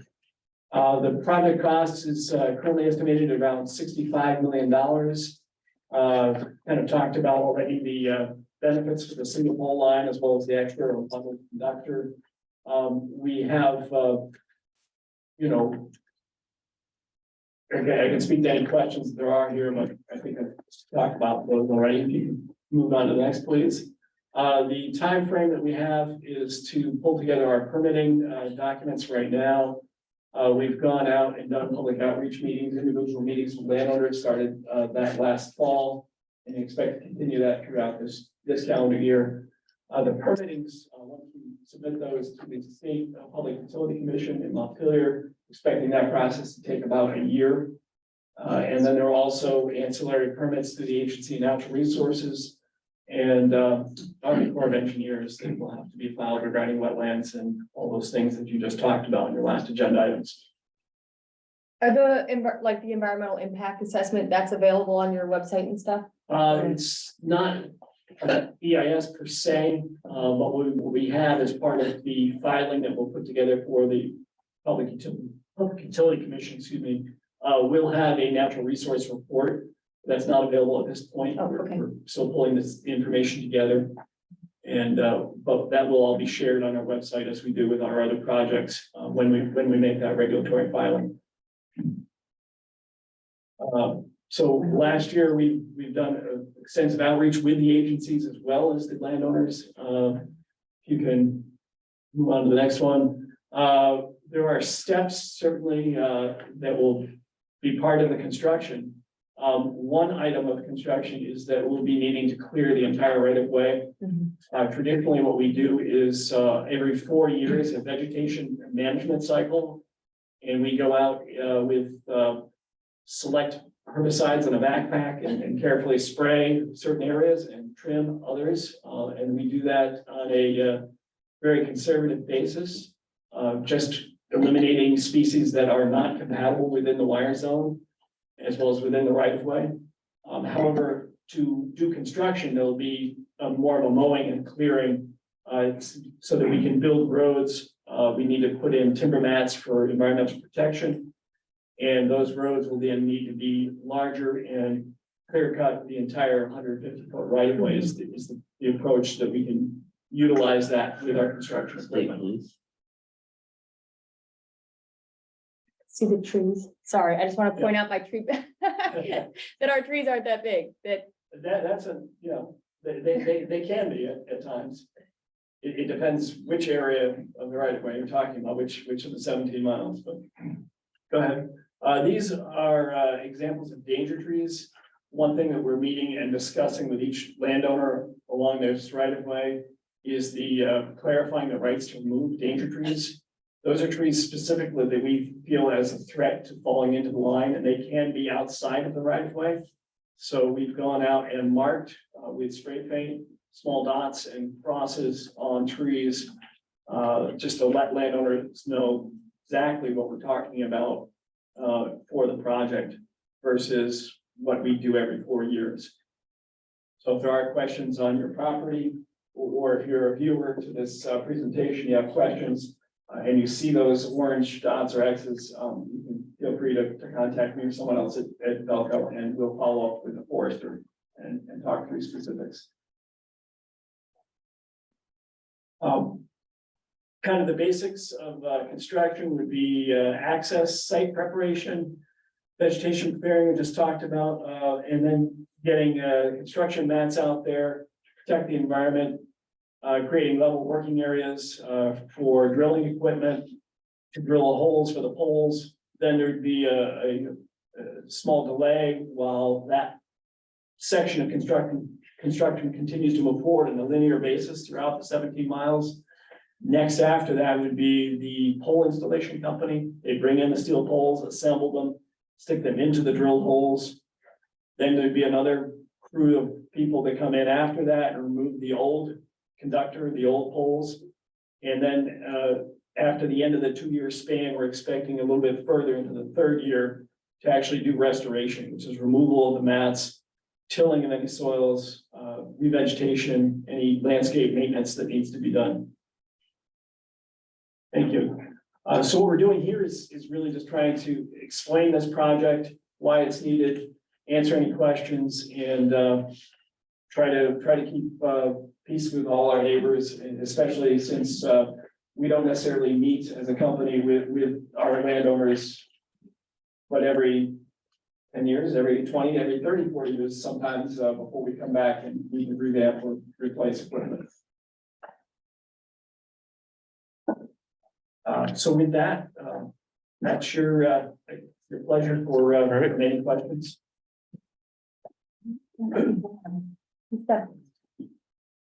Question in back. Yes. I have a question for you, gentlemen. It was back in January, I had a knock on the door, and one of your representatives came to the house, wanted to meet with me. And, you know, also a neighbor. And he could not get a hold of, he said, no, when he did get a hold of him, could we both meet together, the 3 of us? Well, I met with him, but I never heard anything else. Okay. Am I out of the picture now, or is there a reason to be there to begin with? So if I understand you correctly, you had a meeting with a developer representative? And just a knock on the door saying that you wanted to set something up. You wanted to set something up? Yeah. Okay, and in your name again, I'll follow up with that. It's on 84, it's on 138 Falls Road. 138 Falls Road, okay? And the other parcel will be before. Okay, I don't know per se what happened to that specific meeting or not, but I'll follow up with that, sir. Thank you. Thank you. Right. So the color, if I understand, is gonna be like the rusty brown, like the ones by the river. Yes, that's what we're now using for replacing wood structures. This is self-weathering pole, has much longer lifespan, approximately 8 years. Is there any, I know the ones across the lake have nesting stuff on features on them, or are these gonna have any nesting features on the top or no? We're not proposing that, just given the fact that they're steel poles. Makes it more difficult from an engineering and maintenance perspective to have an additional structure on top of them. Because then that creates this spot for the water to collect as opposed to drain. And that's 115 KV line, is it? This will be, yes. as it So, is. so the pole structure is able to be upgraded to a different voltage in the future, or they just locked into 115 KV? We're designing this to be locked into 150 kV with the double bundled conductor. In terms of other information that might be helpful to share here, we're not planning on upgrading the line. We're planning to keep it at 154 volts. This will allow, part of this advantage of the single pole rebuild does allow space for an additional line in that right of way, once the existing A-train is removed. We don't have any plan to do that at this point, within our long range plans. However, that's something that could happen. And you said you're gonna be mechanically clearing, or you're gonna be herbicide use for clearing the. For clearing for construction, to be mechanical. So is that gonna be just taking it down to like grass, or you're gonna like take it down to, I mean, my concern there is we have a lot of buckthorn and stuff running around town, and as soon as you open up soil to, you know, you start Disturbing. you're disturbing and then getting more buckthorn and. And spreading the invasives. Right. We have a management plan where we try very hard to avoid, that level of disturbance and spreading of invasive species. And you said the danger trees are currently marked through the whole thing, or is that, are they going to be marked? They have been marked.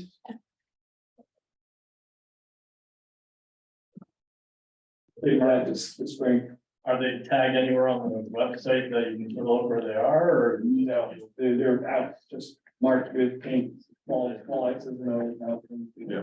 That's a great thing. All right, do we have anybody online before we, okay, then I think we're gonna move it along. Thank you so much for stopping by and giving us a. Oh, we have Suzanne, sorry, Further questions come up, feel free to. one more, Susanna. When you presented to the planning commission, the lines that you were installing would mostly be consumed by projects that are either built or previously built, and there wasn't room for growth for more, say, solar farms or whatever. Is that still the case, or is it more?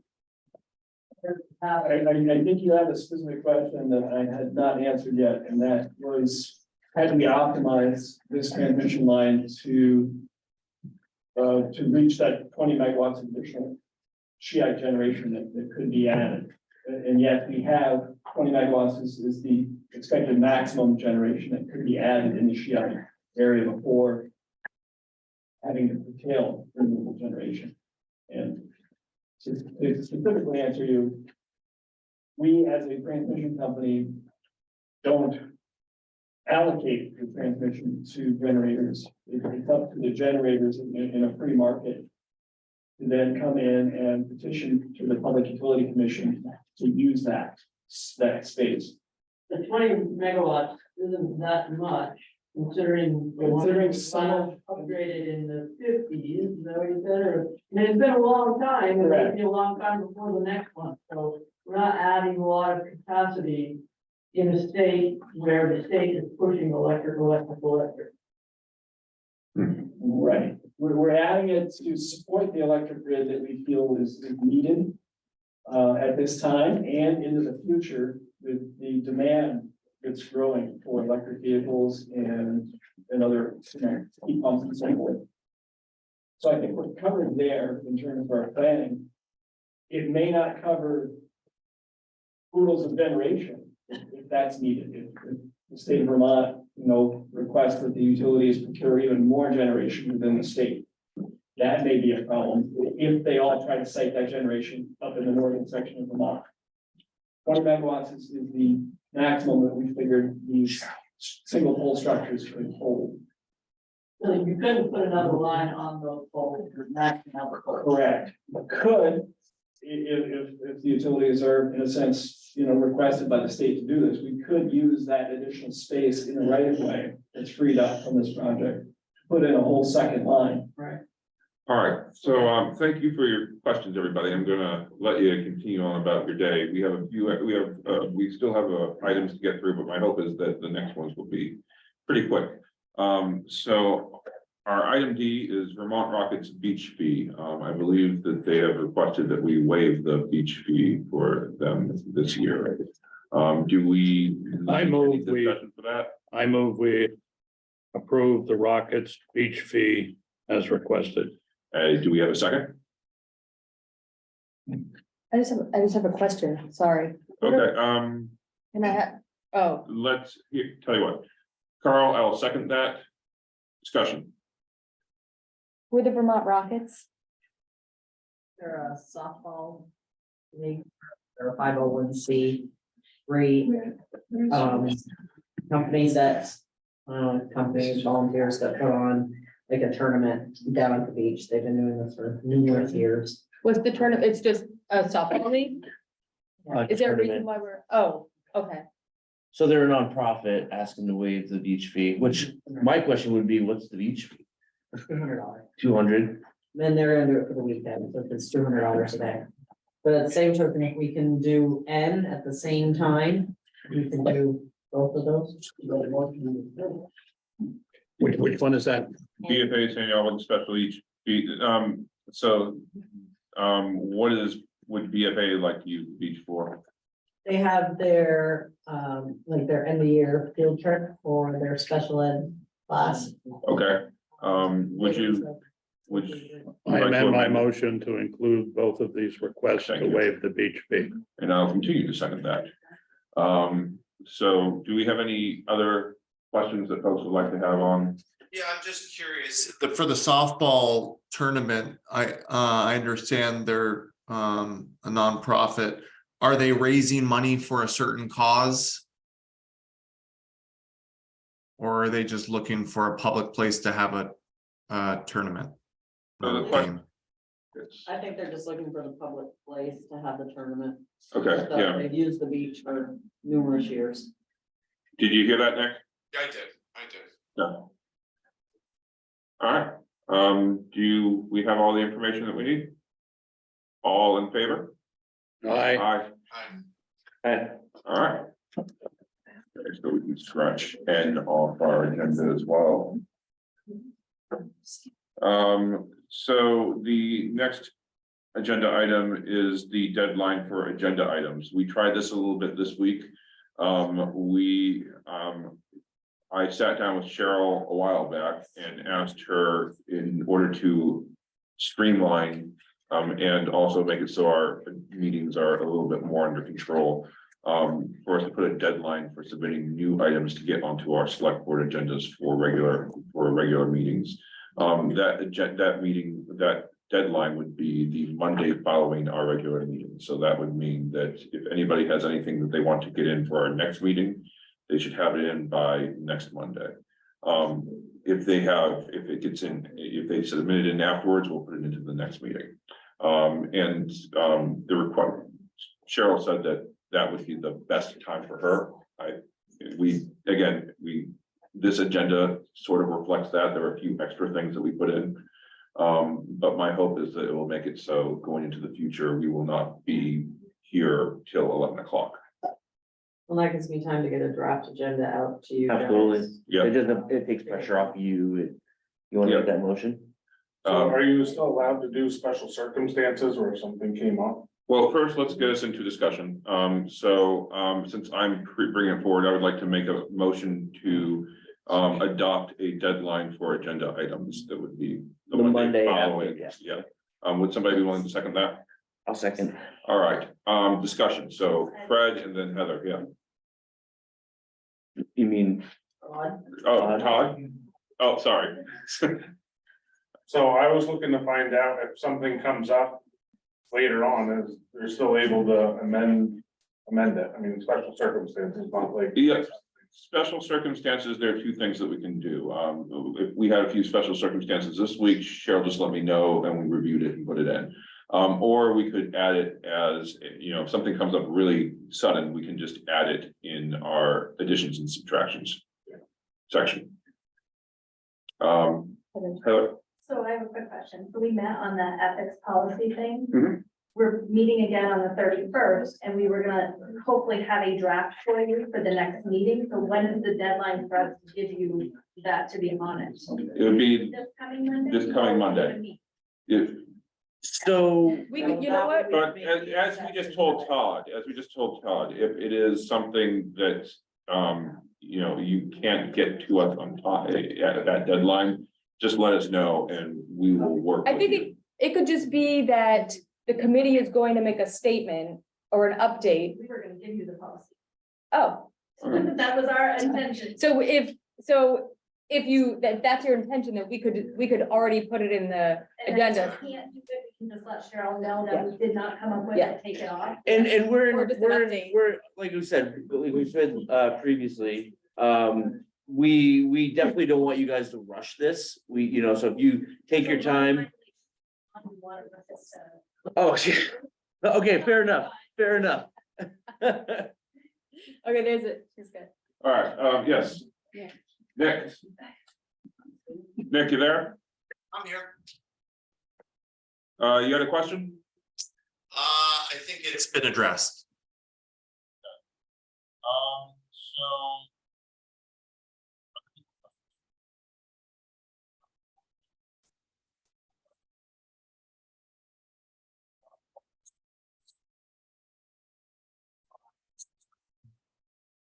Whatever reason, the sound just keeps cutting out again, guys. This is really strange. Was that an aye? That we didn't hear? You agree, Nick? I couldn't hear anything that was said for the last 10 seconds. It just went completely silent. Voted on the motion. Are you in favor? Yes, Or I'm in against? favor. Aye. So that sounds like 4 in favor. And 1 abstain. I didn't see Shannon vote there. Oh, Is that no, I intentional? did. Oh, you did. Did everybody? Okay, everybody's in favor. Unanimous. I'm sorry, I was asleep. Oh, that's fine, Hey, that's fine. I want, if you abstain or object, I'm totally cool with that. That's the purpose of this. All right, so, agenda that was adopted. Potential use for the Old Town Garage. Jamie, you're actually the one who. So I mean, and we can kind of push this off to the committee if you want, the Buildings and Grounds Committee. Just to kind of float ideas, like, you know, it's there, as we learned today, burning power, so. People in the community have had ideas about,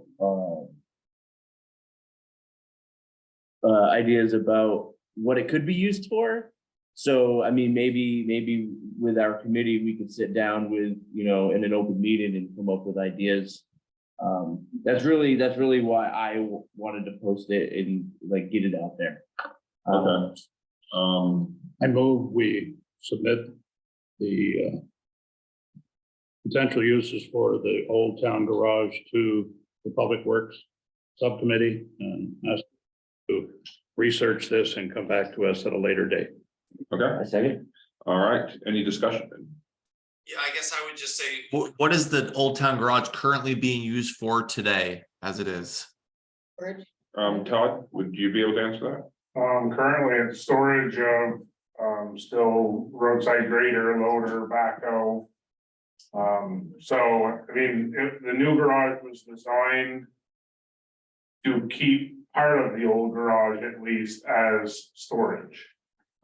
So I think that if we were gonna do anything, it would work out good to have the old fire department side, be the side that's considered. Okay, It's in better shape, it seems to heat better.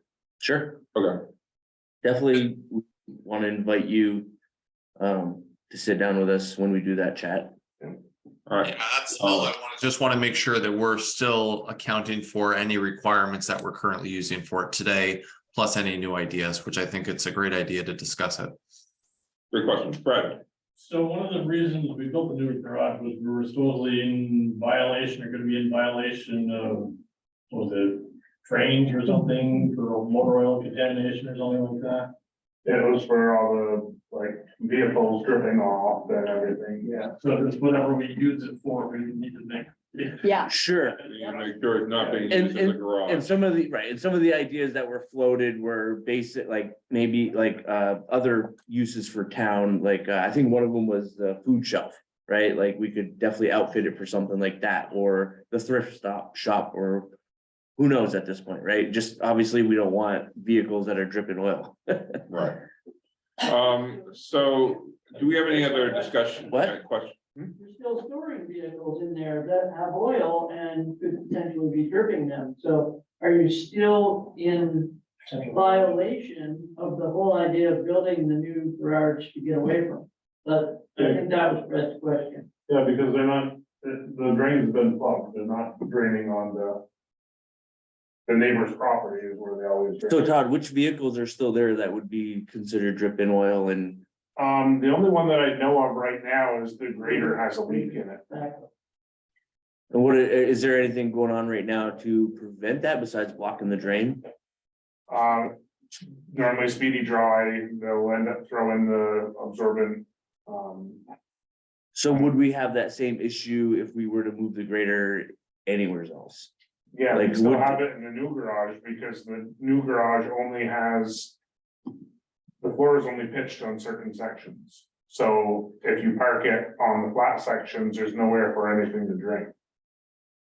I guess my question would be is, have we taken any measures to correct the leak? Because I would imagine with the dripping anywhere could be a concern for contamination just in general. Do we have a plan to stop the leak? The backhoe is, or I mean, the grader is a matter of having to pull the motor apart. Which we haven't had funds to be able to do. And then the backhoe was addressed last year. But I mean, they all require amounts of grease and stuff like that, so then even if it was anything, they have a tendency of dripping, so. Yeah, Okay. I guess dripping and leaking. Straight to a separate issue, so I'm going to, not that I don't think this isn't important, but in regards to Carl's motion. Do we have any other questions?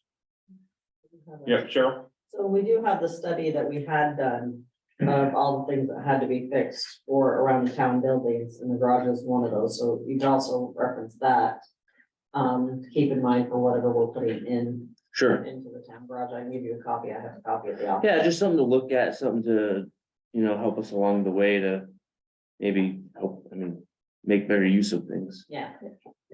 All right, Suzanne?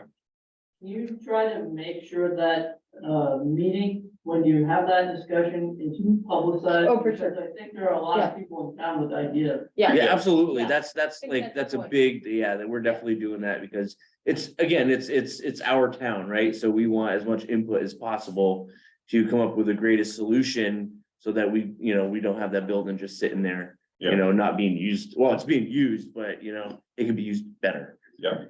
All right, any other discussions? Anybody online? All right, all in favor of the motion? Aye. Aye.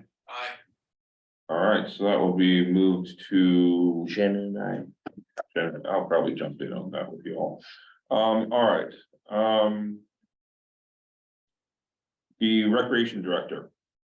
This looks like it's just a discussion. No, I move we authorize the personnel committee to start interviewing the remaining applicants for this position, so we can get this moving forward. In our town report, said with continued pressure from the community on providing a more robust recreation program for the town, the select board voted to set $200,000 aside from ARPA into the recreation reserve account to kickstart the Georgia Recreational Department for a period of 3 years. Anyway, we're almost halfway through this year and we haven't done anything. And I don't see why we can't move forward with the personnel committee interviewing any remaining candidates, and if necessary, re-advertise for other candidates and move forward with this. So to get things accomplished, we really need somebody in that position to do a lot of the things we're interested in accomplishing. Do we have a second?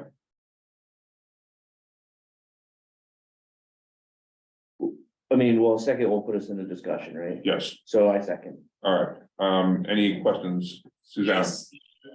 And then Nick.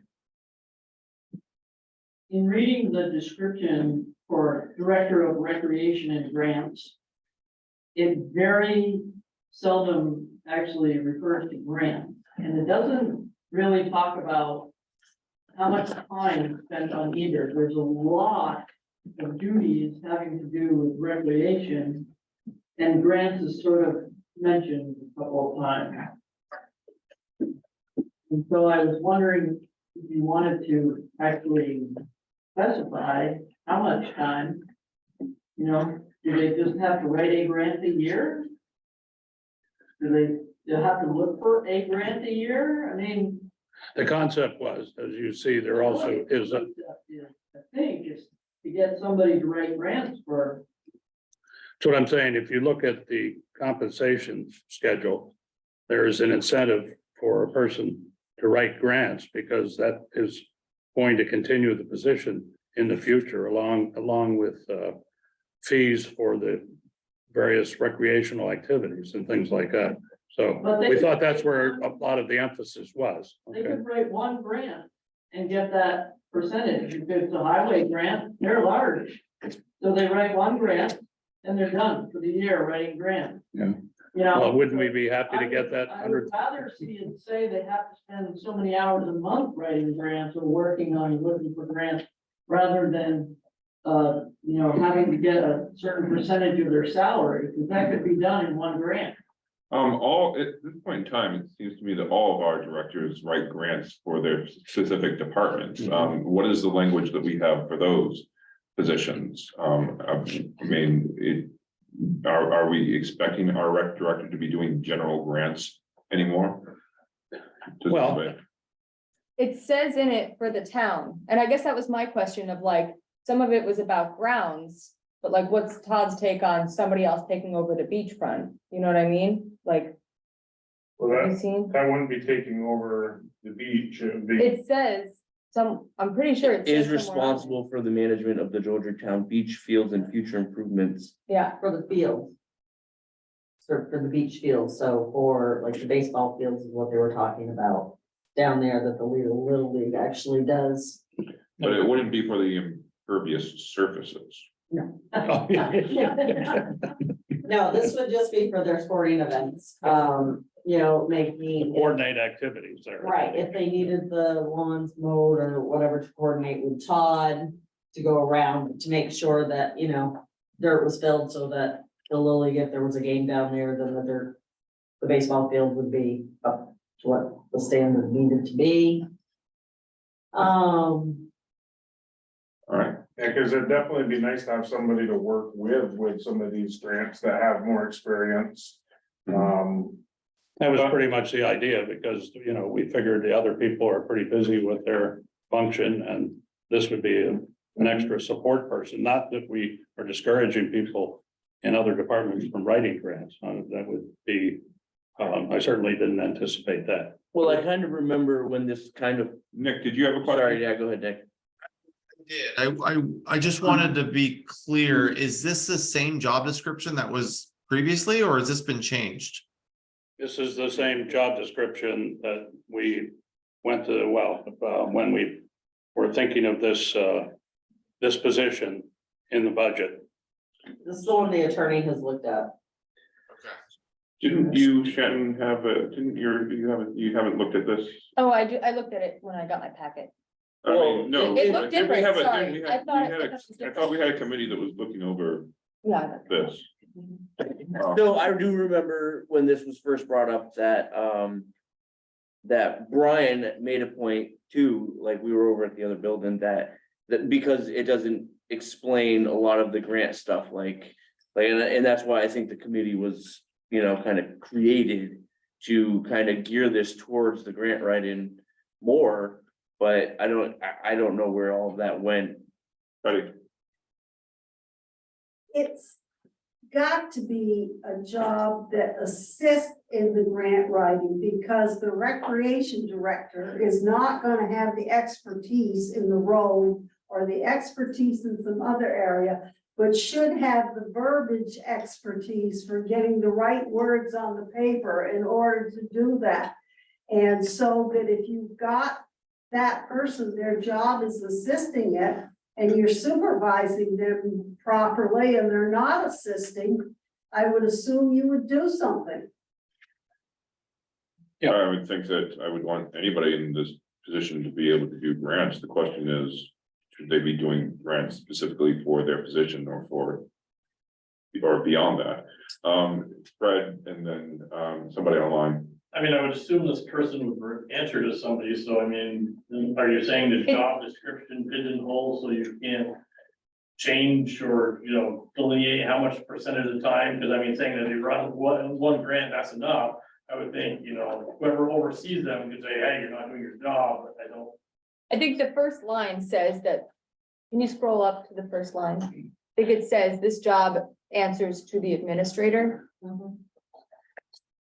Correct. Pretty Yes, and sure. the expectation is that they were gonna write more than one grant, and they were going to assist in writing grants for the town along with building the rec program. Right, I guess my point is, I don't think you need to go too much into the nitty gritty of what the job, you know, how much percentage of No, this, thank you. that, or if that's a, you know, cost Well, it was contract. incented because, you know, so the people that we have, you know, shown interest in this. It was just an incentive to keep going, Right. because that's how they're gonna make their money The more they excel after in the the- 3 years. It's gotta be self-sustaining. Right. Yeah, I So, think that, the motion was to interview the current applicants that we have. But I do think that we are confused with the current language for the position. I don't know if that necessarily means that we can't sit down and talk with our current applicants. But I do think that we should be clear about what it is that we're expecting. Have there been any new applicants? we've had some, people resubmit applicants that have been waiting, So it's the same ones that, like, from, yeah, because we haven't had the ad up again. So, we do have, you know, we do have some that are qualified, we've lost some that have been qualified. And I do To do think, this, so the longer we sit, the longer we aren't getting. the Yeah, grants. we're almost yeah, halfway. and we're through. not advertising. No, because we were waiting on. We weren't doing anything with we were waiting for a new job description. and I do think that that is a valid point. We're not going to be able to change this anytime soon. We're gonna need to do something. You still have a comment waiting on one? All right, thank you. You're up.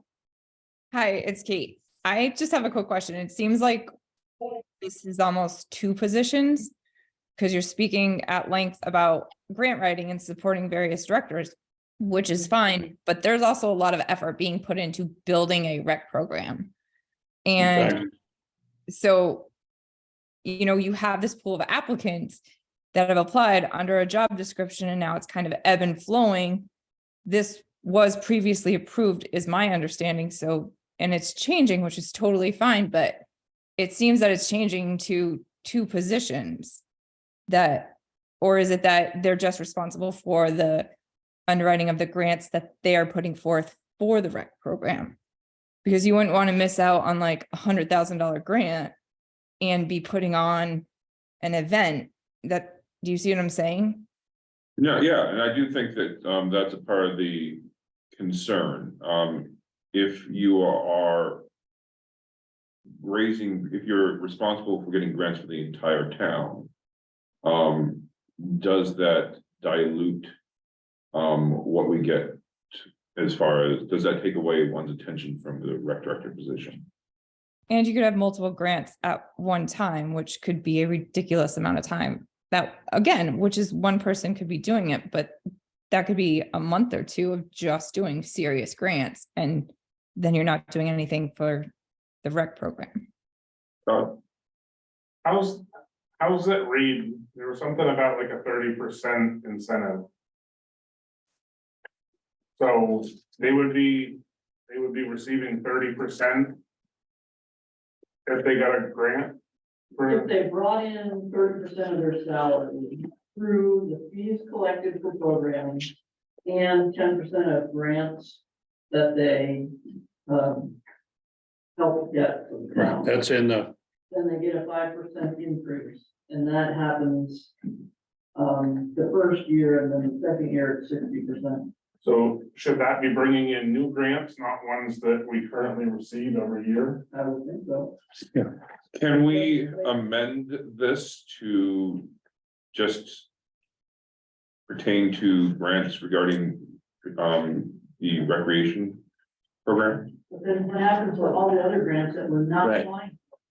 Yeah. The whole idea of having a grant writer is we didn't apply for any grants last year. Yeah, Because I we know. didn't have the grant. Losing a lot of money. Yeah. Well, Yeah. like the library did. Todd and library. The town in general Yeah. missed out on a lot of money last year.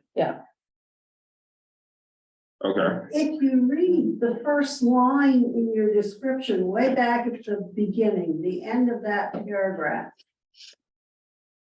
It says, research and apply for grants and monies that benefit all areas of the town and assist other departments in their efforts to research and apply for grants to help offset expenditure. That seems to cover grant writing. Unless you're gonna go in and say, well, from 2 to 4, you gotta do this, and from 4 to 5, you gotta do this, and. and not arguing about the importance of a grant writer. What I'm It's wondering there at the very is, beginning. do we want to, yes, do we, are we, is the hesitancy? Because this is a position for a grant writer and a rec director. Under the title rec director. Is that the hesitancy that I'm getting? Is that the reason why it feels like people aren't exactly cool with this contract? it says Director of Recreation and Grants. That's what the description says. So, it does cover both in the title. But it feels like people have concerns that if we're gonna be serious about the recreation program, then grants might go to the wayside. Right. Or vice versa. Yeah, but I think that's something that we would have control of to a certain extent in directing this director through our town administrator. Brian, and then somebody online and then Brian. Next. So going back to what Katie Driver had mentioned, the challenge that I'm seeing right now, I love the idea of having a Swiss Army knife, having a rec director that's going to create a rec program from scratch, which is a very large undertaking, and will likely have an athletics background, while also asking them to not only write grants for their area of expertise, but also overflowing into all of these other areas we currently aren't capitalizing on. It's a tall order, and it's going to only apply to a very specific few people who will probably be successful, and the others will likely be overwhelmed. I would love for this to happen. I absolutely would, because it's the best of both worlds. I'm concerned that we're not going to get what we want out of it. That I'm just putting my reservations out there, and I will add again, I would love someone to walk through that door and fit this bill, because that would solve not only revenue generation for the town, which is something that needs to be on our minds, but also getting some money in from grants, which we desperately need. Is there a way for us to quickly? Yes, wait. Brian, actually first. Oh, sorry, right.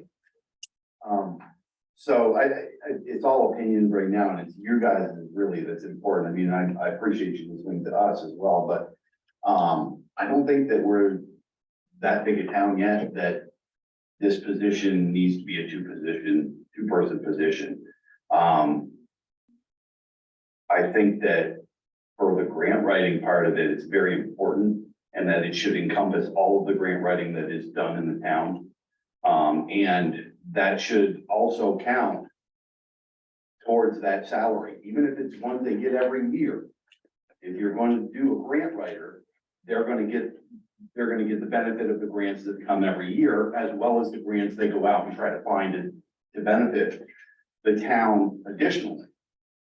But as far as the rec department, I mean, yeah, you're building it from scratch, so to speak, but I don't know. I think you can find the right person with the right incentive.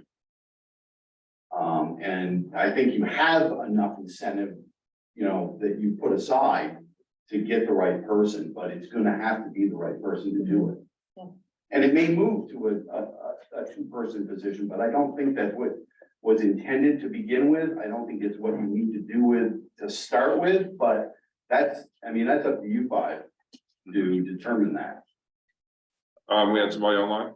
No, it was It's me your actually, turn. but do you want No, to you Let's go? go first. I was just gonna point out, you don't know what you have till you interview it. All right, I think, I'd like to, I think, Wait, you had. Carl, Yeah, I'm just trying to remember what I was gonna say there. so- I got that. Sorry. No, I can't remember what it was. now, so go ahead. So are we willing to give it a try? I think ultimately that's it. That's my point in bringing it to the board tonight. You know, we've hashed it around several times before, and I'm anxious we move forward and get into the process, so hopefully hiring somebody to move this process forward. All right, so everybody, vote the way that you would like to. I'm gonna call it. All in favor? I, All opposed? All right, sounds like we had, any abstain? I'll abstain. You'll abstain. All right, so we have 4 in favor, 1 abstention. Can I make a request? No. For doing for once that, there is down to, I don't know, 2, 3 applicants, is there a way to have public input on the applicants? Or do you feel like it's just a 2-person or 3-person decision? Normally you I don't. think it's the board's decision. I mean, the personnel committee would bring their recommendation forward and Okay. then, all right, that's the way I see it. Okay. All right. So that passes. Let's see. Next on the agenda is ARPA funds. Yeah, Yeah, I think I asked to have that put on the agenda, and or unless you did, James. No, I All right, didn't. Okay. I was kind Well, of I mean, curious. obviously, you know, the year is ticking past. Again, these were 2 items I was concerned about. And we keep talking about wanting input on the expenditure of other ARPA funds. I know the past board had thought seriously of directing more of the ARPA funds towards some of the building maintenance projects at many of our, how many buildings? We have 15 buildings, Todd, something like that total, you know. And I know we asked, and I know some of the directors put in their dream list of items they'd like to see done by the town for their particular buildings, okay? One I can think of is the Historical Society, because I happen to be a member of that committee also. But I know they put forward a list and actually prioritized the list, like their top 3 items. And I believe other directors may have done it. I don't have those lists in front of me. But then again, maybe other people don't think that's appropriate. I mean, ARPA money is supposed to be used as one-time money to do things that we normally wouldn't do because of the budget. So that seemed like it would be an appropriate thing to do with the money. Well, But I think we need possibly more input from the community if they have some great ideas, okay? there are several ways I think that we can do that. One of the things that we proposed when we were campaigning was bringing it to a committee. But other towns, for instance, you suggested that last, okay. I hear somewhere that was suggested last time. It's okay, it got voted down, so. But I know that, for instance, Hyde Park has an application process. And folks in town submit to the board projects that they would like, and the board will approve those and give them submit and give them ARPA money for that. That's another way in which we could address that. But I do think that, we definitely did say, and I think that the spirit of what we said is that we would approach the community as to what we do with the remaining ARPA money that we have. So I'm not entirely sure how to, the reason I haven't asked us to go into discussion yet is officially is because I don't exactly know where we're going with this.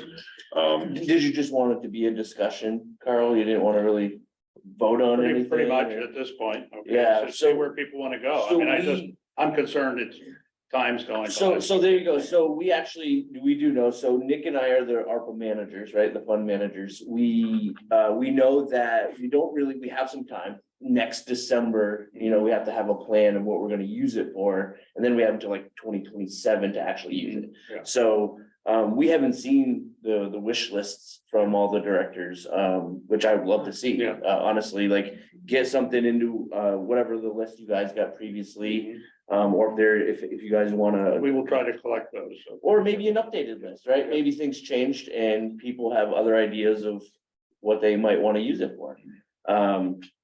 We did go down the road of saying that we are gonna be 100% transparent about the ARPA money. So if we have ideas or if we have lists and, maybe an application process, we wanna kind of give everybody the opportunity of, seeing what we can do with that and, go down that road.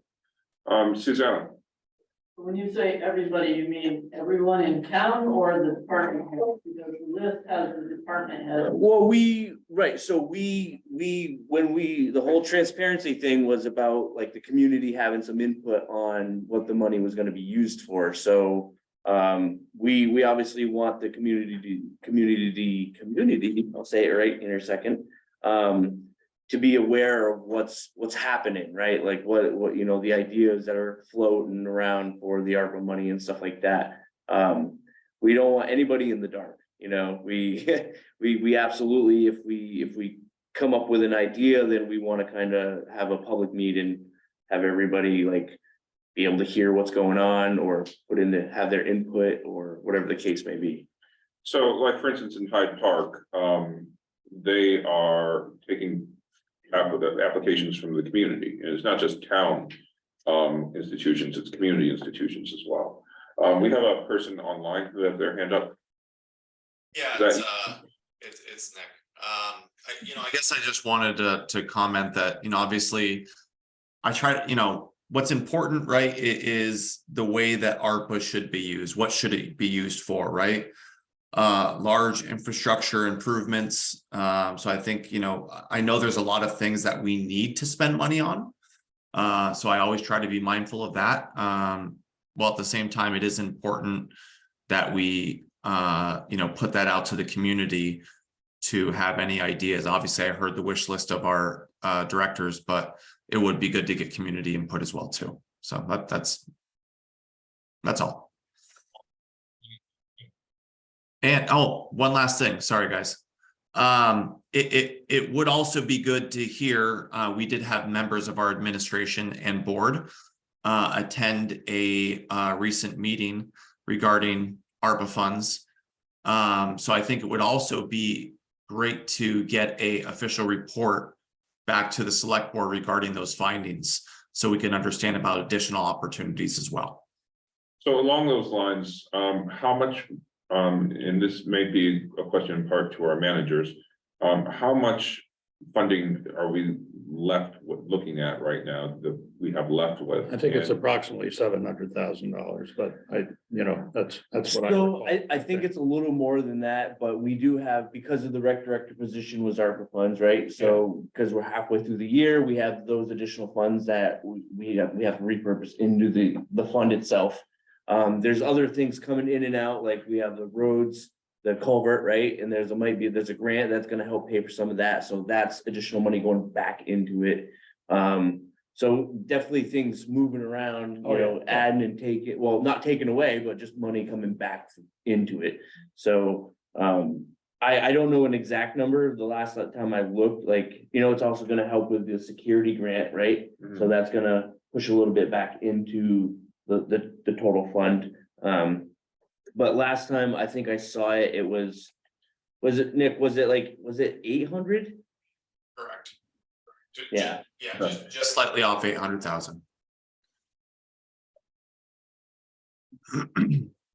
That people need to know how much the money is before they start thinking about the project. Well, we probably won't approve an $800,000 project, Betty.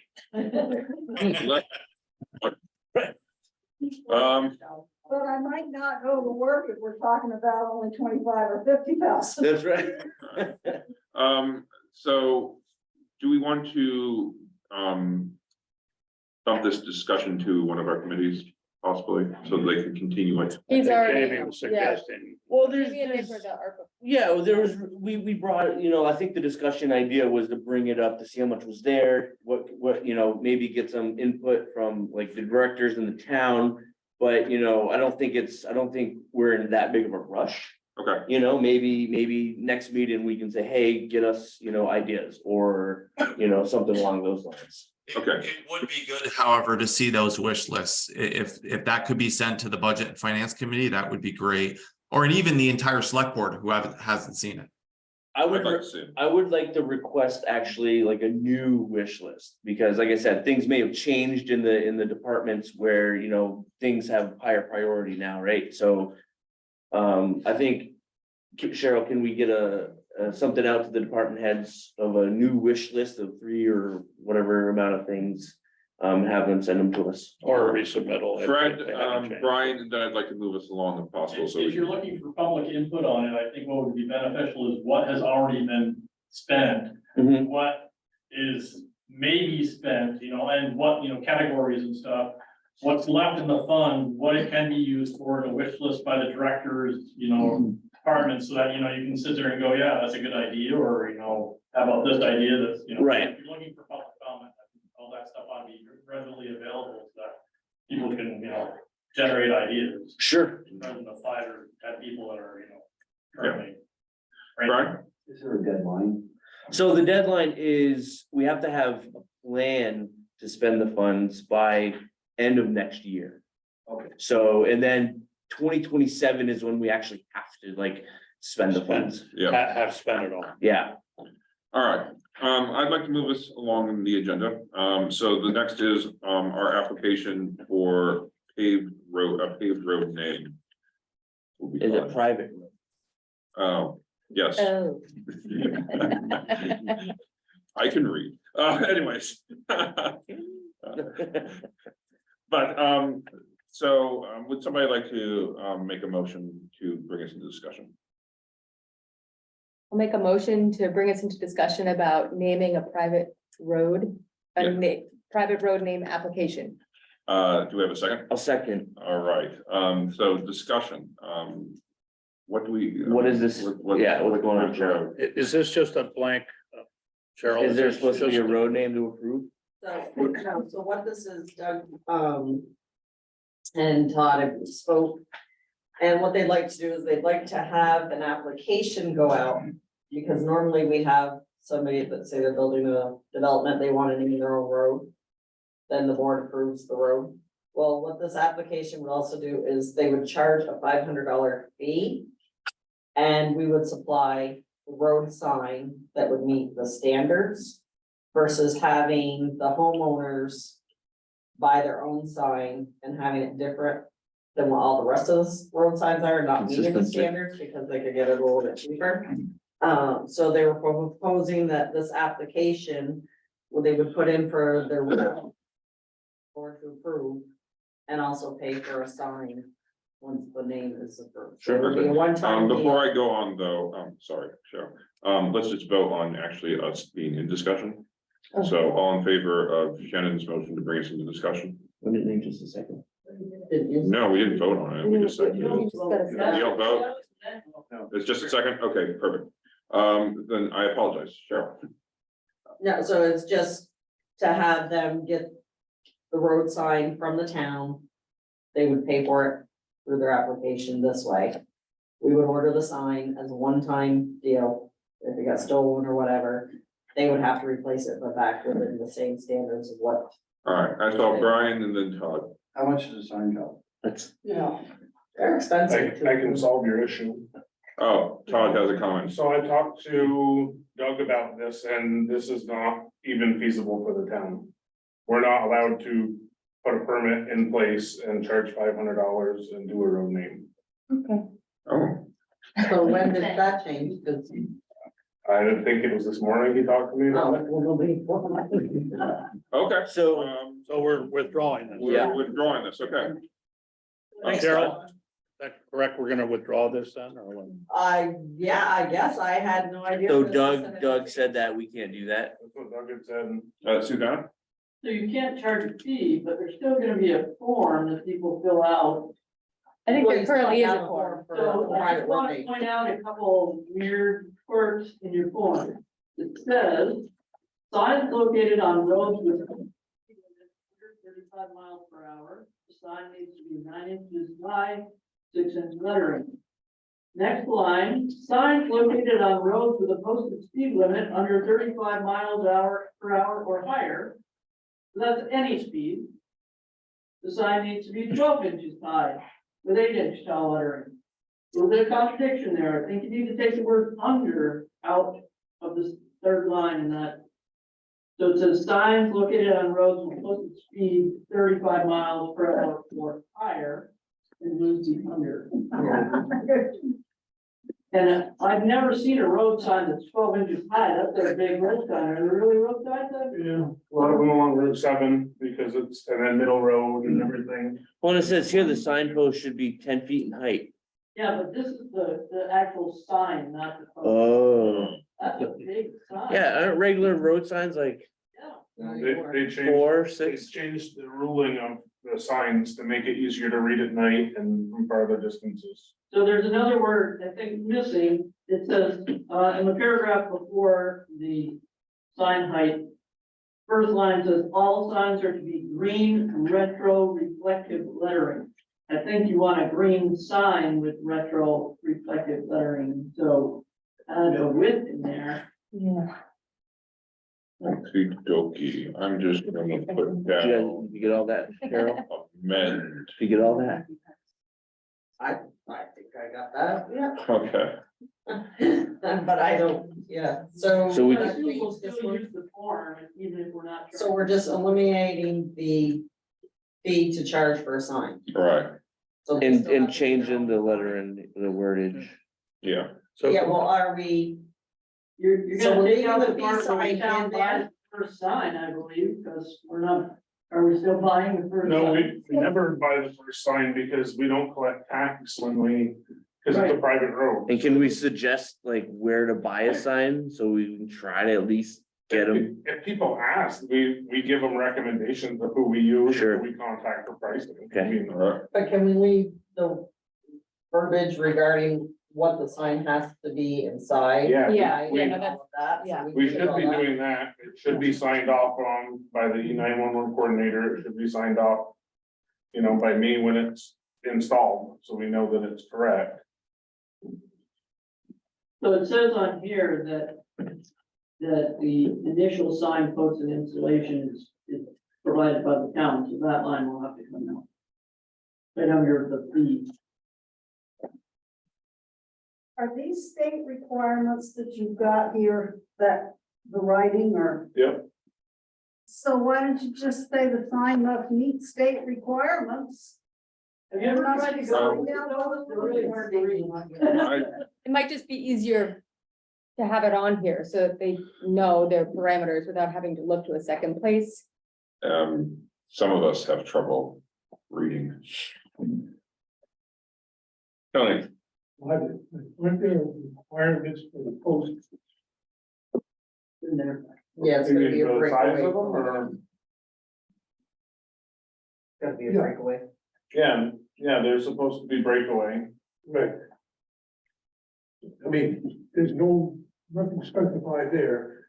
Yeah. Yeah, Yeah, it it's says it right here. Don just went by it. It's back down below. 2-inch square galvanized. Yeah. okay, It's in the bottom. Okay. So so do we want to bring this next meeting? So we just, or, we can Make bring it sure the next meeting, changes or have we been- can vote it in place with the changes, assuming that the changes are gonna be made. And Do you think that there are more changes beyond, do you think that this needs a thorough review before we actually approve it? I think we could approve it with the Yeah. changes that were made. Okay. So would anybody like to make that, motion?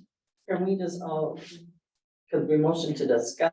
Can we just motion to Yeah, change the wording? Okay. yeah. I Well, no, the motion for discussion is not being voted on. It's just open discussion. This would just be a motion to actually adopt the application.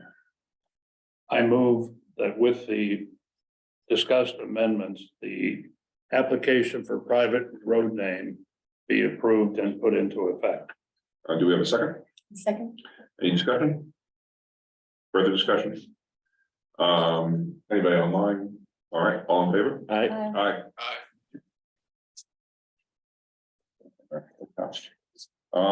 The next is a discussion on the office cabinets over at the town office. I believe that that is something that Jamie proposed, and maybe Todd has a few things that you might want to add in there. so the reason why I wanted to add this was, you know, ultimately, I feel like I don't know if I want, or if I feel good about, like, for instance, Doug moving the cabinets in the basement. Just for safety's sake on his part, right? Like if they're heavy, I've never seen the cabinets. I don't know. I just know that it became an issue. And I don't know if it's something that we can discuss about, you know, Todd was moving them, and that's all well and good, but you know, with a man down and limited hours, I don't know if we should be, you know, having him do it. I don't know why they're moving on multiple occasions. I guess there's a lot of questions regarding these cabinets. Yeah. So I mean, is there a way to digitize them so that we don't have cabinets anymore No, by state, you have to hold on to. for X amount of time? Yeah. These are the fireproof cabinets, just rearranging office for space. Sure. They've had to be moved. They are all moved at this time. I think Doug got approval. I think it's spoke with Nick, maybe. Because we had the equipment to move them with Sure. that we bought, that Carl Rowe was kind enough to let us borrow. So we had the special dolly, so they were not tedious to move, or one person could move them. Just to comment on that too, Doug did speak with me and I told him that we couldn't move them until we had proper equipment. They got the proper equipment in place where they were able to move them safely, and I okayed them to move them. But do agree that I was concerned, just like Jamie, for everyone's safety. Are they in their permanent place now? Do we ever have to move them again? We're hoping, unless things have to get changed, we have building for room. We're hoping that this last space, you know, unless we turn it into a little vault area, will be there, because this will allow researchers room to actually look in them, sit at a table. And so where are they? They're in the basement? They're in the basement. So Okay. they got moved from one room just down the hall to. I guess I've never seen the basement, so. Oh, Is you it- need a whole- I do need it to So, work. if I may ask, Harry Box. do we feel that this issue has been resolved? Yeah. Yes, Fred, but and then Nick.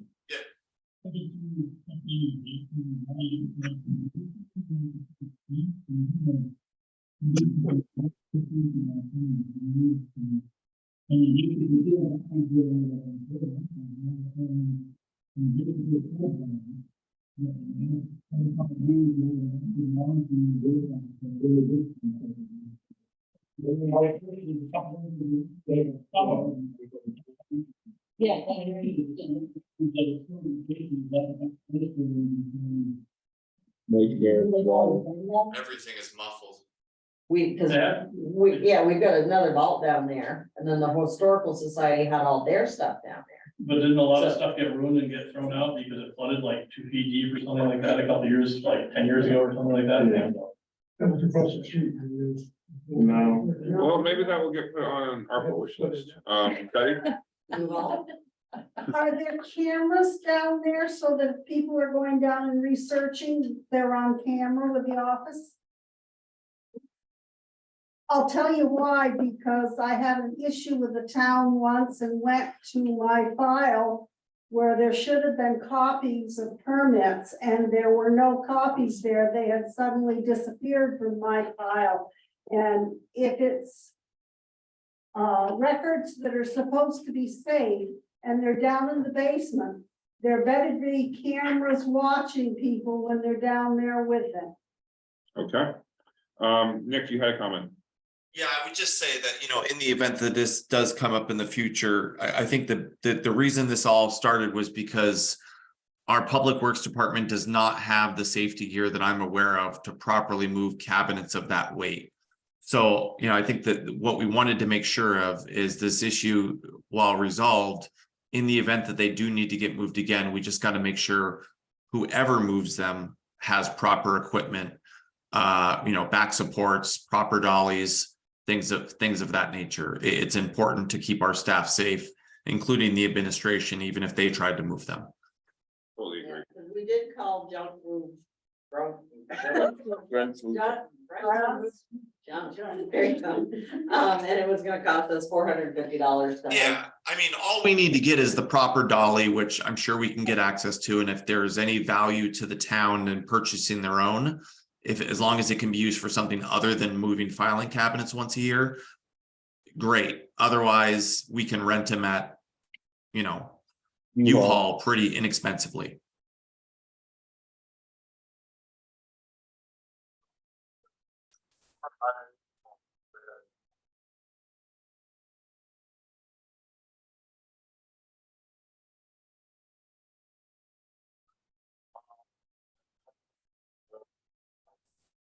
Hello?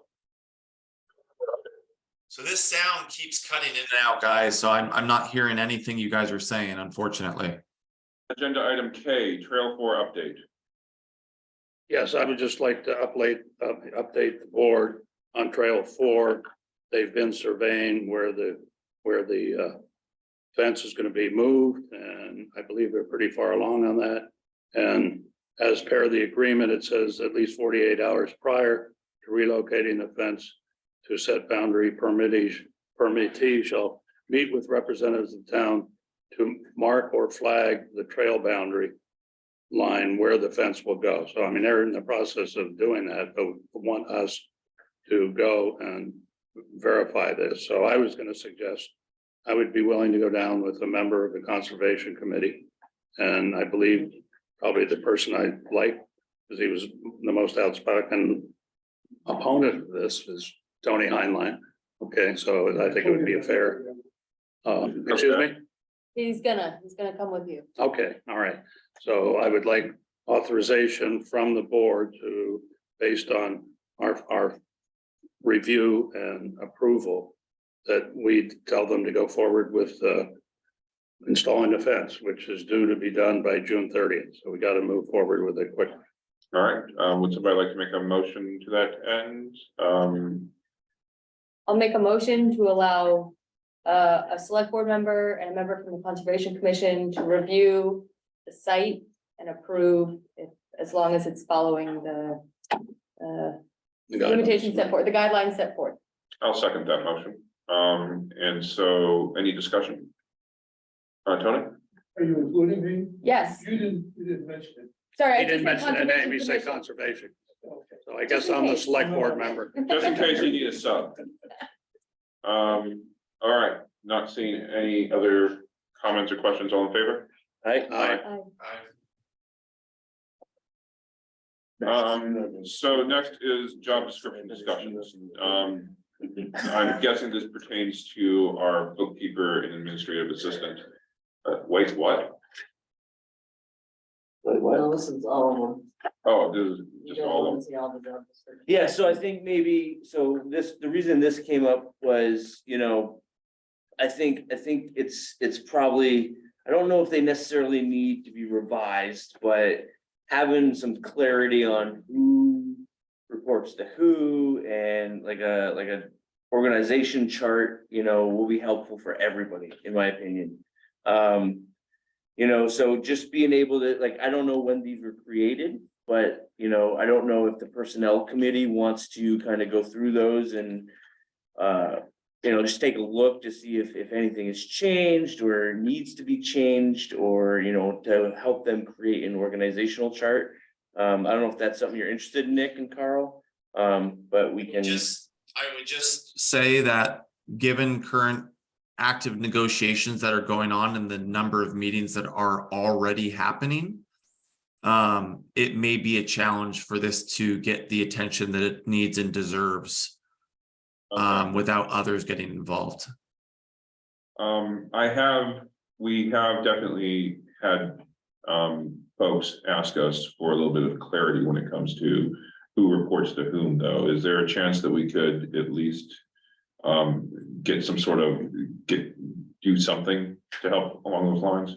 What I'd recommend, Nick and I have a negotiations meeting tomorrow with the union. And so we will already be meeting, and he and I could discuss this issue and come forward with that, or maybe we could at a future time review the job descriptions and come back to the board with any changes or suggestions or what have you. That feels sensible. Do we have any other comments that folks would like to make to this? Yeah, Jen. Comment, I would love, in previous years, there was all job descriptions available to be reviewed at the library. And I would like for that to be available to the public again. Okay. So why wouldn't it be the library? That would be my question. It's just like available to check out or look. It was just previously at the library. I mean, I'm assuming that people can. Probably ask down to them the that. basement. That's very since I've been there. Sue said that she had one when she worked there. Yeah. Those, you know. Oh, her job description for. the No, library? everybody's. She said every employee in town was in the book. I'll say, I mean, it's nothing that's been here since I've been here. We've never had the job, I mean, people want them, they can look at them. Yeah, I'm just asking for that to start. So I don't know why they need to be at the library, they can just request them at the office. Or maybe if somebody, it's just a few papers printed out. I mean, it could, wherever is most accessible. It could be more than a place, it's just a. Both places. Be at both places. Yeah. Nick and Carl, will you consider that as well? Yes. All right, okay. And I'd just like to know, like, it doesn't have to be like after your union negotiation, it can be at an agreed upon time for you guys. Like, I know, Nick, that, you know, we're all Those agreed upon times are starting to fill up, man. I'm trying to be completely transparent, guys. Oh, you're good. So. Or at least Nick and I. So push it out if you need to. Definitely, you know, we just want, it's good to get some idea and some, you know. No, this deserves immediate attention. My concern is, given all of the other stuff, this is not going to get the attention it truly deserves, because I agree. Department heads need to know and understand who they go to. I think that can be a challenge, and I think it's good for the select board and myself speaking to understand and know what everyone's duties are or aren't. So I have a better handle on how we can better support our employees of the town. Well, ask the rest of us if there's anything that we can do to help along those lines and maybe streamline the issue.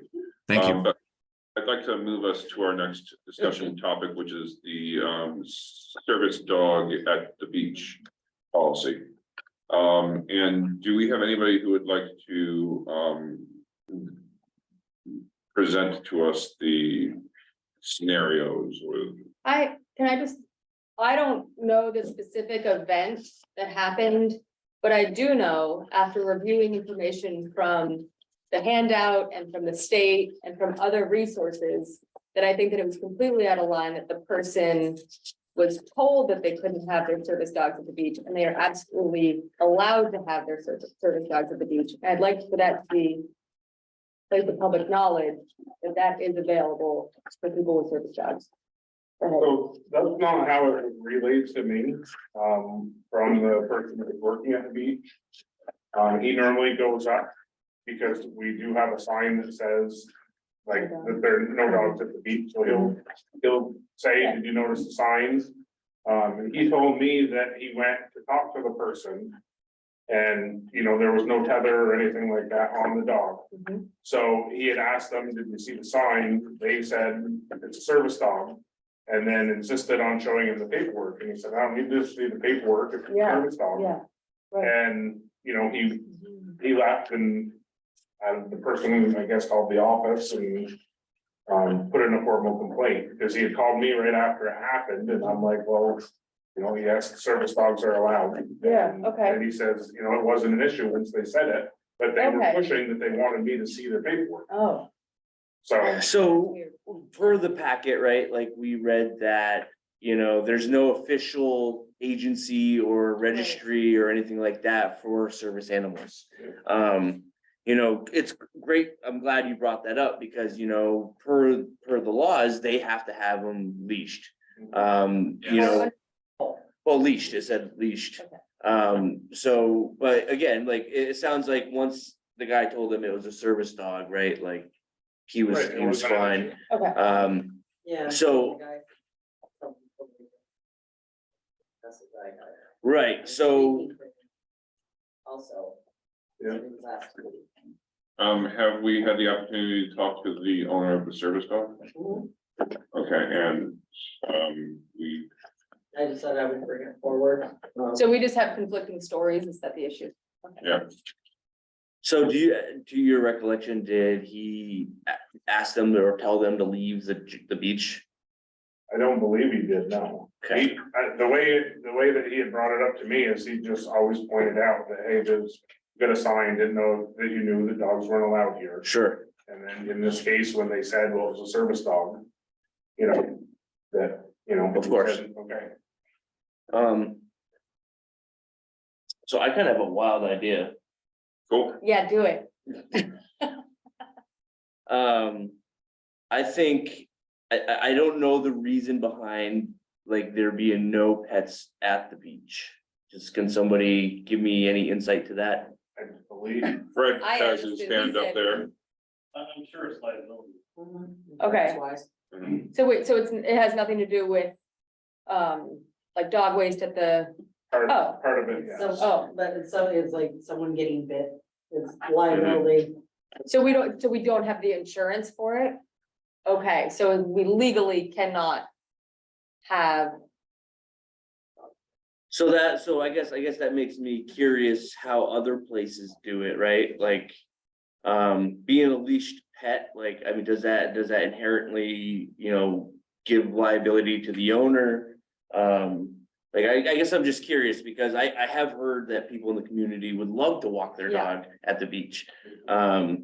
So I guess I'm just curious on how we can go about maybe making that happen. I mean, when I first moved here, my son was playing baseball and people had dogs down there and, you know, it didn't seem to be a big deal.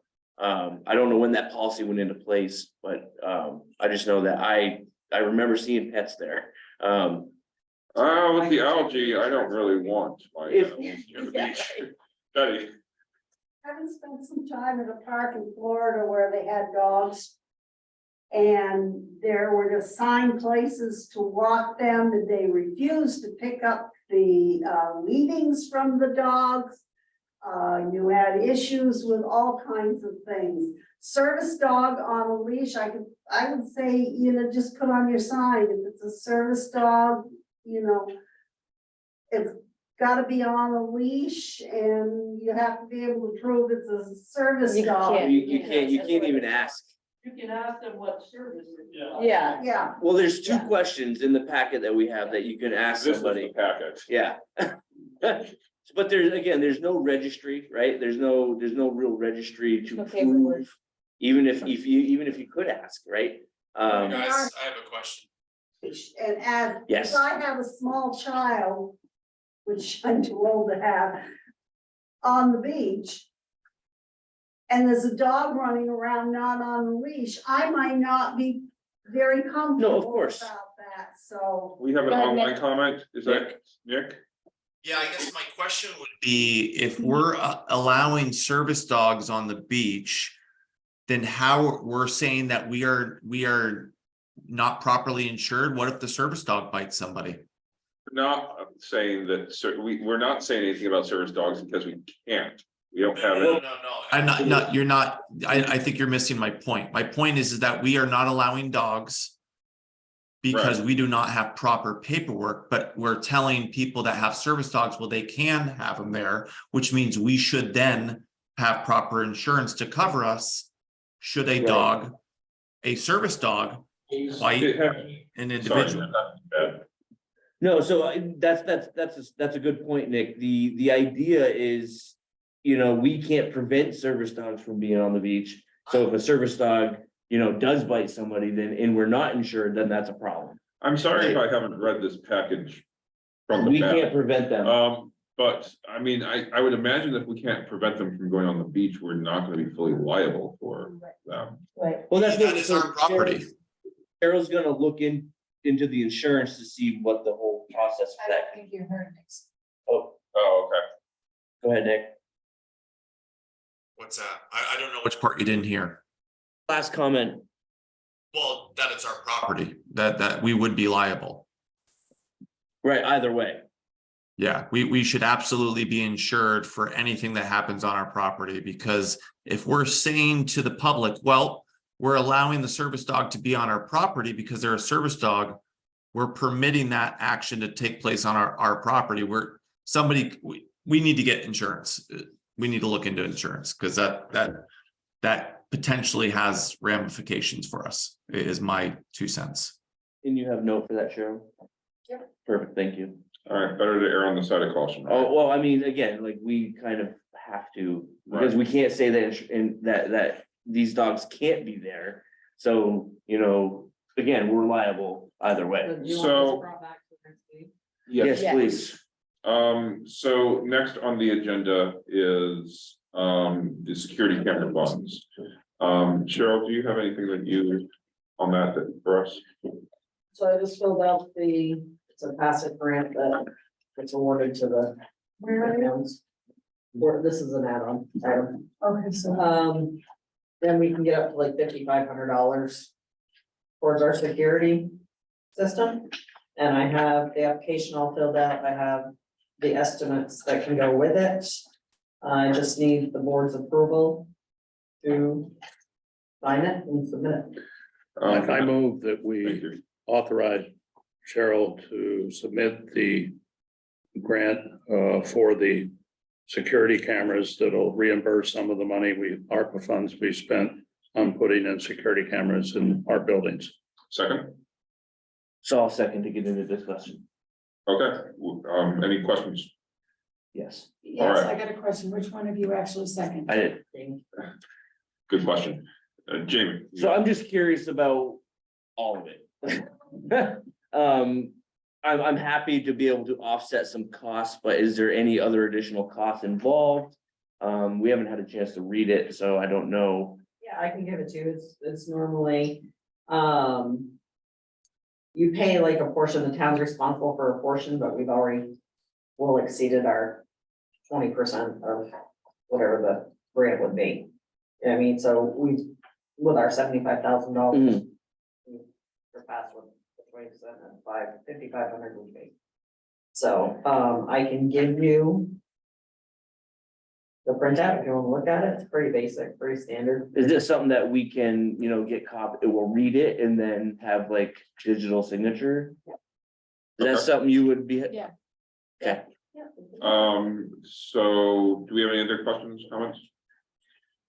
Carl, would you like to amend to include the digital signature? I amend my motion to say that after board members have had a chance to review this, that we will then sign it or authorize Devin to sign on our behalf. Just one person has to sign. Okay, so Okay. that would be what I Yep. recommend. Okay, I'll so, second. okay, any discussion? All in favor? Aye. Aye. Thank you, Nick, for having that e-sign thing. Oh, yeah. Isn't that awesome? Progress. I like it.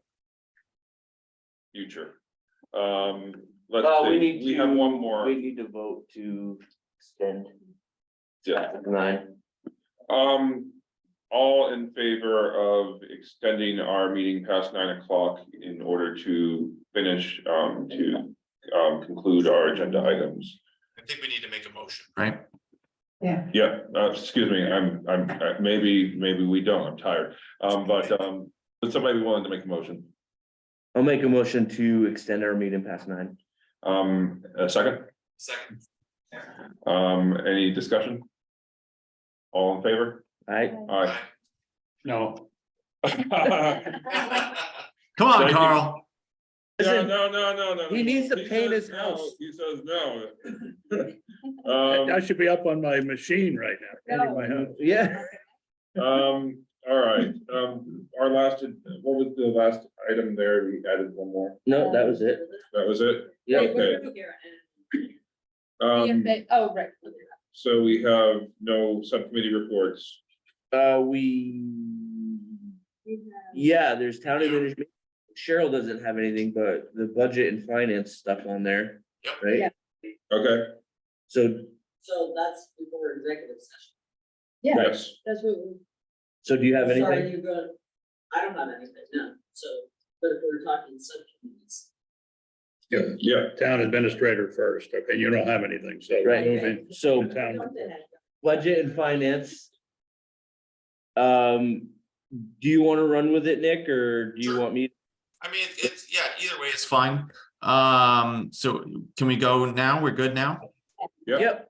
All right, good. So power at the beach. So we were able to get with Amber and identify that there was monies available. I'm actually going to pull up the email now. And this is for the power at the beach. So it looks like, let's see. It was ARPA money, right? Yeah, so I'm just, hold on one second. Yeah, the 6,000 in ARPA money. And then it looks like $800 for a beach maintenance line. Yep. So that should get us there for the beach gate. And then I believe, well, this isn't on there, the heat pump replacement isn't on there, but It's further down. okay. It's under D. Oh, yeah, gotcha. You can speak to it now if you want, though. Yeah, no, so it looks like we have money available as well too for the heat pump replacement, because I know that was another takeaway that we had. Their money is available and approved, 1,300 out of the ARPA funds, budgeted and approved amount, and then 3,200 in utilities. all right. Todd has a comment, but it's your report, so I'll let you all decide whether or not you want to keep going. So let's keep going and then you can, is that cool? So the other thing that I wanted to hit on, I'm not sure about the Nemrick entries, but the firewall for security system, Amber was also able to find, actually, I think the money for that was gonna be out of the temp employee, right? So so we kind of funded 2 positions for X amount of dollars, X amount of hours.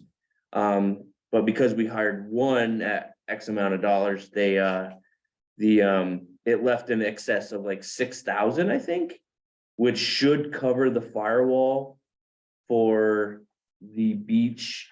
And there was another one, right? That the library that Matt kind of said that we would need it at both places.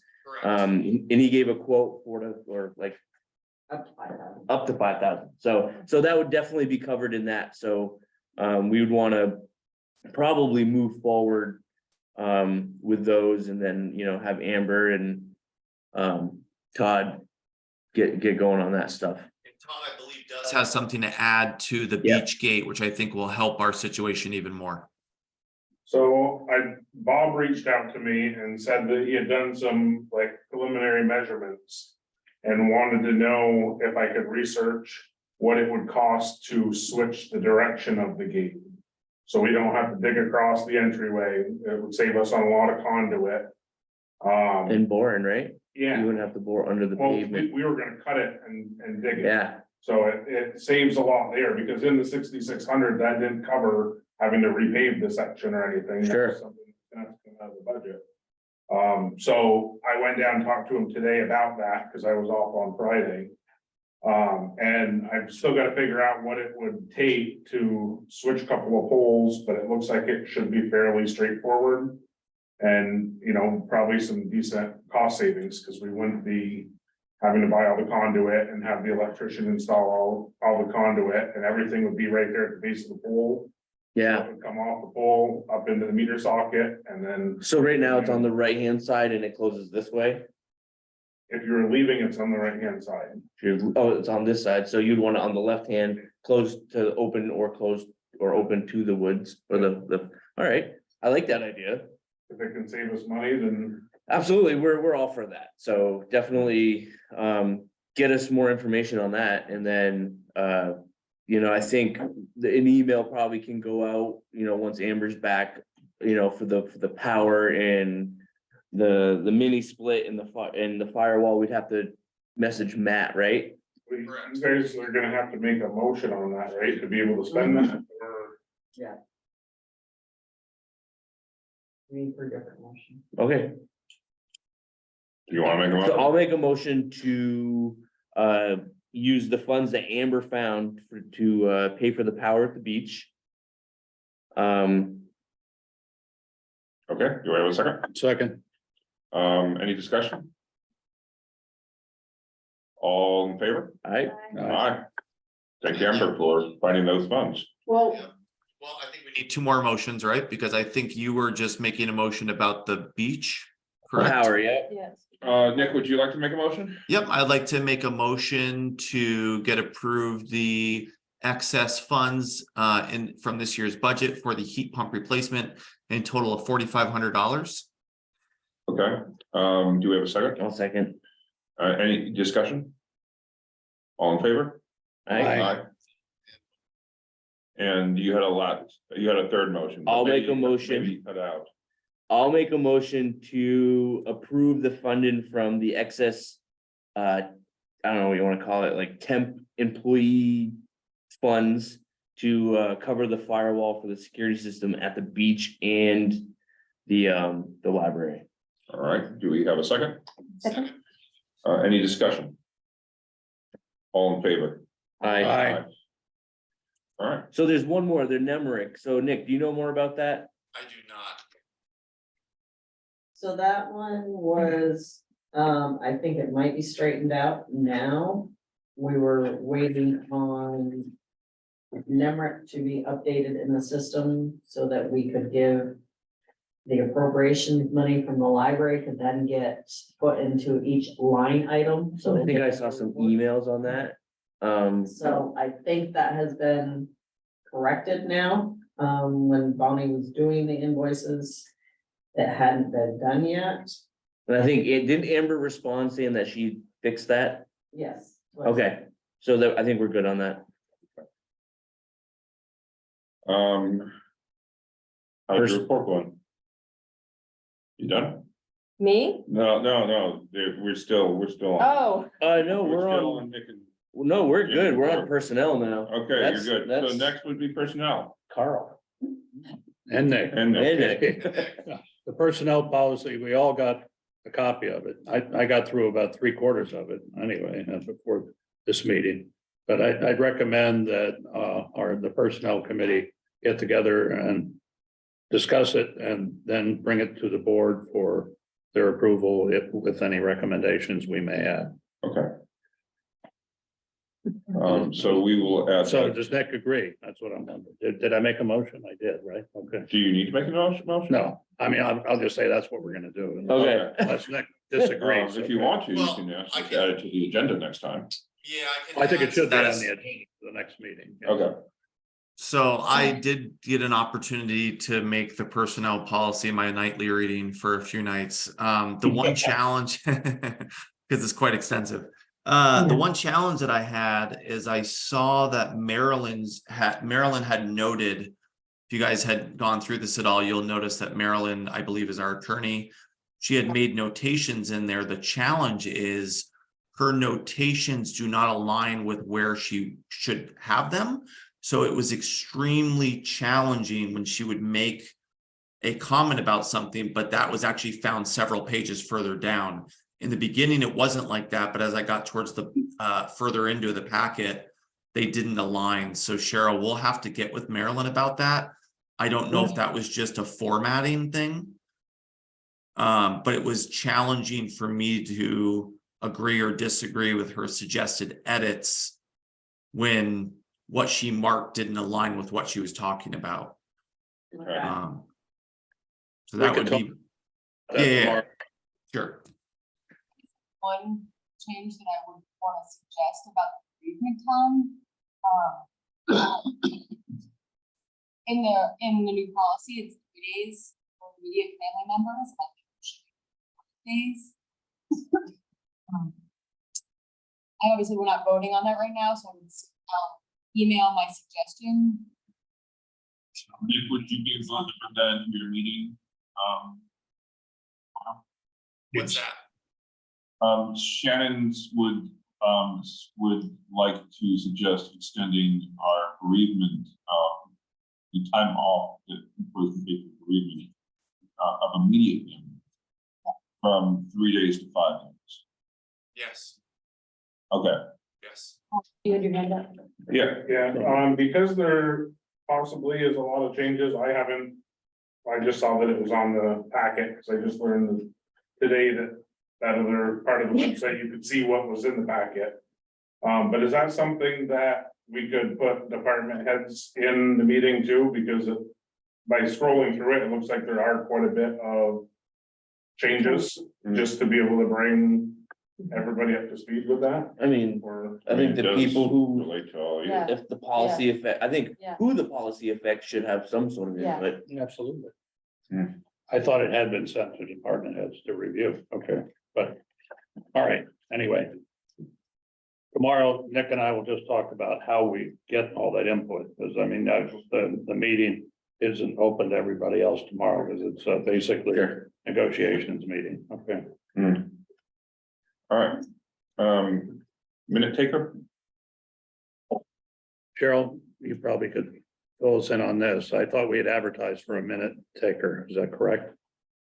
We haven't advertised. Oh, we haven't yet? Okay. No, I gave you guys the description that we had gotten from another town. Mhm. So we need to sit down and discuss wages and the duties. Well, we'll see if Nick and I can talk about that tomorrow too. Yeah, and if we basically agreed on some language, we sent around the language, I believe, Cheryl, to agree on the ad, which I think you showed us, which was great. That seemed fine. I think we got some input from others. Or did we not? I can't even remember if we sent that around or not. It was just a paragraph. No, I don't think. No, we were still gonna set a pay rate. We hadn't decided on a pay rate or anything yet. Okay. That should be discussed here, I think. Okay. What would you suggest? Well, I think I would make oh boy, how am I gonna do this? I think I'd make a motion to open a well, do I even need to make a motion to open a discussion? Yeah, You make a motion to talk about the minute taker, and you just pay need, rate. and you just need a second. Yes. I think So I make just a motion to open a discussion to talk about the minute taker and the pay rate in which we will place the ad for. A second All right, so discussion. Susanna, We hired a minute taker last year. What did they make? oh, good question. $20. $20 an hour? How do you feel about that, Nick? I mean, that's reasonable at this point where, you know, if it was 18, I would have probably said 20 anyway, just because of how challenging it is to get workers. But I right. think it's reasonable. And what, like the amount of hours that we're looking at, like. It would just be for meetings, for our meetings. Yeah, it's gonna be attending of the meeting, The just for select board. So just wanted to make sure because A copy of that contract, last time we had it. Or job description.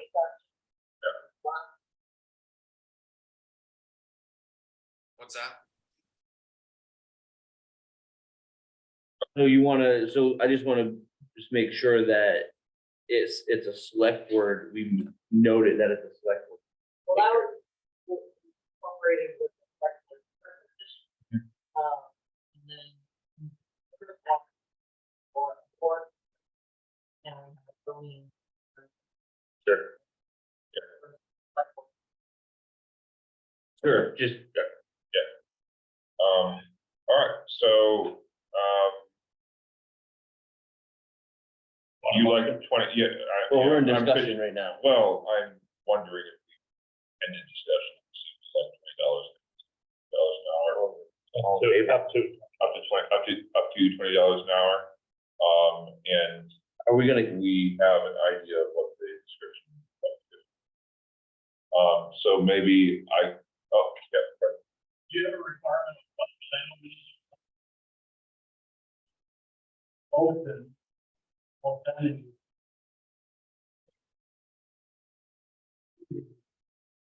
You. One.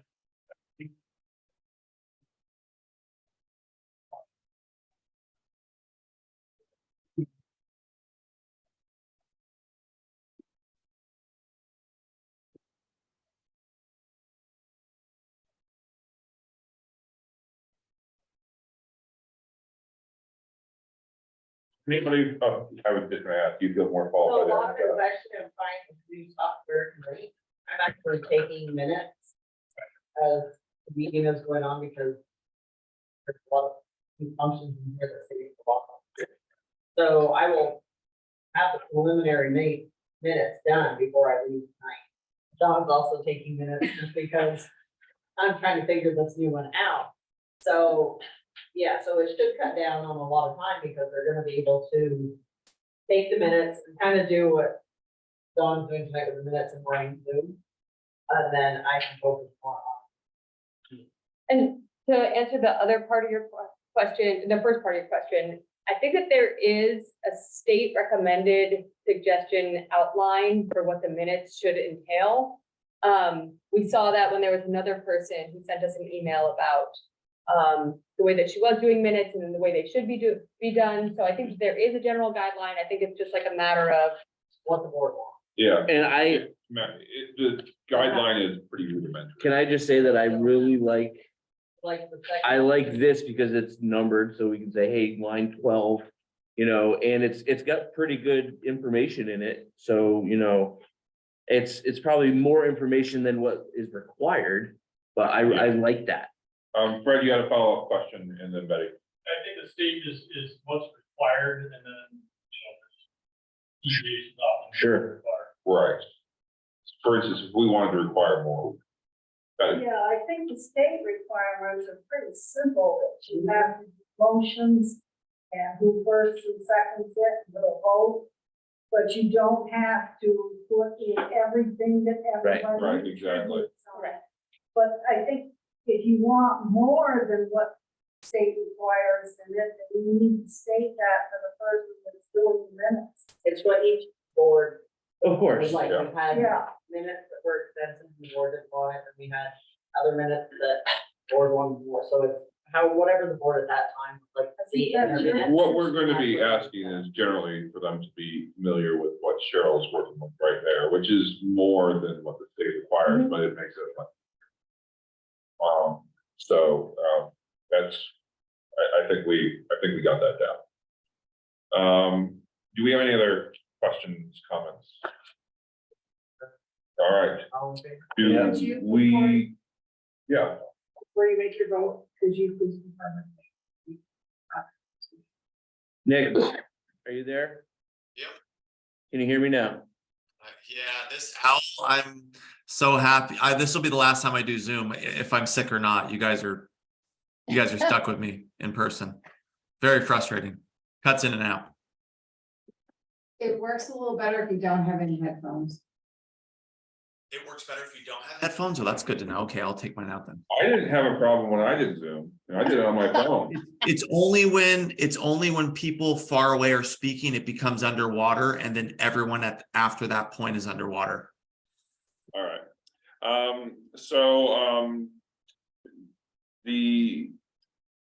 do we want to make a motion to allow, you all to put together the job description? Well, we need to amend, right? You have a We have a motion on the Yeah. table. We're in discussion right It was a now. motion to discuss. But we don't need to vote on that. Or we can amend it. To approve the Yeah, 'cause 28 any hours. motions that you make have to have a second, then they have to have a vote, So you're saying that you want us to turn the motion to amend the motion to discuss into a actual motion action item so that we can save time. I move, we authorize the hiring of minute taker at up to $20 an hour. All right, do we have a second? Second. Any discussion? All in favor? Aye. Aye. Okay, let us move to Public Works and Rec. No, we already did that. We approved Let us committee move split. to committee chair things. I don't have any committees under me yet, but if you want to throw some my way, that might be fun. Any other items? Our next meeting, You have a hand. oh, sorry, Susanna. You have another committee that's outstanding and they're not listed here, that's your Ethics and Conflict of Interest Committee. And it would be nice if the members of the select board that belong to each committee were listed there, because I get confused on who's on which board and you guys move around. That makes total sense to me. Do you think we could do that? Will Sharon? we have a ethics subcommittee have to get by it. next week, you think? I mean, next Yeah. meeting, do you think? They already have one. I know that they're there, but will you be? Plan is to meet on the 31st. Okay. Our plan was, as of a few days ago, is to meet the 31st and have an actual. Draft. Yes, Yep. for you guys. Okay. All right, thank you. Would you like to maybe have somebody give no, you're gonna actually have the draft to us, yeah, so. We'll just have you on the agenda. And then for some reason, if you don't on the 31st get to that point, we can just let you know. Okay, Yeah. thank Well, you. can we, so somebody made a good point, Susanna made a good point, so we can put it under E, under committees at the direction of the chair. Right. And then when we get there, they Yeah, can, it should they be on can, there already. they'll be there already. Okay. And if they have nothing to say, then you don't have to say anything. But we're hoping to have the draft. Of course. for you guys, so that you can put it out on the website, so everybody can see it. Of course. All right, so do we need to make a motion in order to put the ethics subcommittee No. under the direction of the chair? Bright pink. Somebody And online. comment. Yeah, Nick. sorry, guys. I know we're trying to get through this quickly. I would just add that, you know, at least the select board members that are on committees, that should be somewhere on the website too. Because I've had multiple people ask me about wanting access to know to who's on what committee. So, Yeah. Yeah, makes total sense to me. Do we need to make a motion to have the ethics subcommittee put under the direction of the chair, or are we just good? I think we're just No, at we're just it. good, okay. We did, so our next planned meeting is on the 12th of June. That's right. Oh, you're right, June, sorry. I Right, so we misspoke. won't- I would have believed you. And so next Wait, why is. Yeah. Because it says so. Second and the Yeah, the second and the. second and fourth one. Oh, okay, sorry, I'm looking at calendar. So we Okay. don't need, so everybody's deadline, the stuff has to be in by the The 5th. 5th of June Oh, we'll have. for the agenda on the 12th. Oh, wow, we get an extra week. Ooh. That's fine. I know. Well, Twelfth of June. you established the Monday after your meeting, which is not really what you mean. You mean the Monday before your next. Yeah. Yes, can we make a, No, Yeah. that's fine. I know, 'cause- I made the motion, I will amend the motion to be the Monday of the. And I'm moving to make a motion to amend my previous motion so that it reads deadline, the deadline is the Monday before the next plan meeting. Do I have a second? Second. I'm gonna skip discussion, all in favor? Aye. Aye. aye. Come over there. So let's see, we are going to be entering into an executive session. Do we have anybody that we need to invite into this? Public Works? Is that Todd? Yes. All right, and so would somebody be willing to make a motion to bring us into executive session, inviting Todd to join us? Well, so we also need to invite Bill, right? Okay, Bill,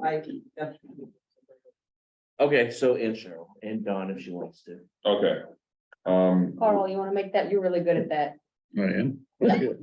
I move we enter into executive session for purposes of discussing personnel issues and contractual issues that premature disclosure may be detrimental to individuals and or the board itself. And to that meeting, we're inviting Director of Public Works, Bill Hinman is or not going to be No, here. he's Okay, not. not here. Okay. Cheryl and was Dawn. Dawn, yes, Dawn. Well, I mean, Sorry. does Dawn need to be in there? You don't do minutes for executive session. Oh, right, So, right, yeah, okay. so, all right. If you can, you're free to go as well. Thank you, everybody, for joining us this evening, who Thank you, is goodbye. able to leave. Happy belated birthday. Did anybody second that motion? I second that. All in favor? Aye. Aye. Alrighty, this is a lot about dogs. Listen, it's important. Did you ever know how important they were? I understand that people love their dogs.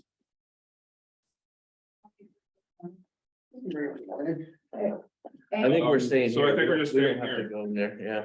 Nice. I don't have to go Really wish anywhere. I could have coffee before I got here, but that All right, was. I'll meet you guys in the other room. No, we're not going in the other room. Well, I'm already there, sorry. Well, I hope that you're feeling better. I hope you get well soon. He Yeah, sounds man. fine. Well, no, my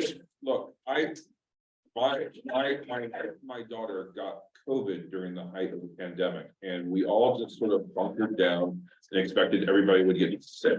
And so I understand what it's like being stuck in a house with 6 people.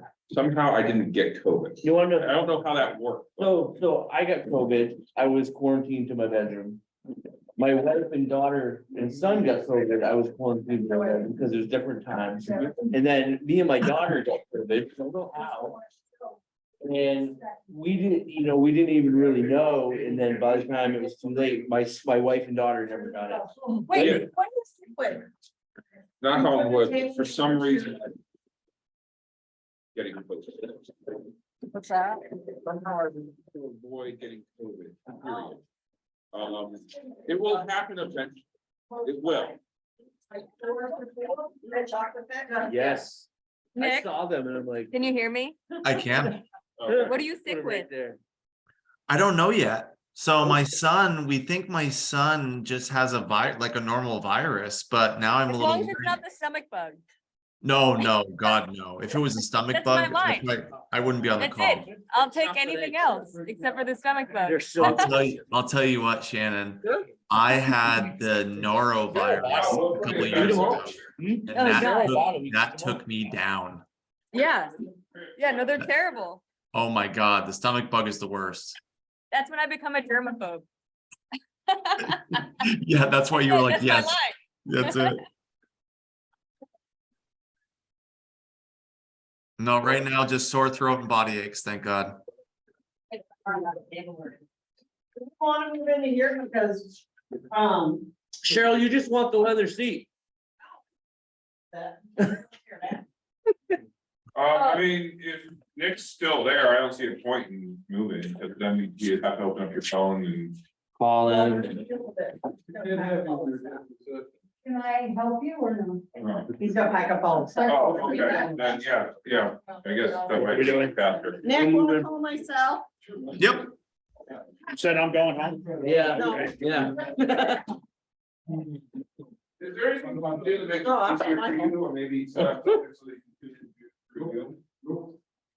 I'll leave. Can I leave this stuff here, Cheryl? Yeah, we don't. I don't even know. I do. Okay. Just gonna change that down. Are we coming back out here after? Yes. Are you gonna Okay. leave your stuff out here?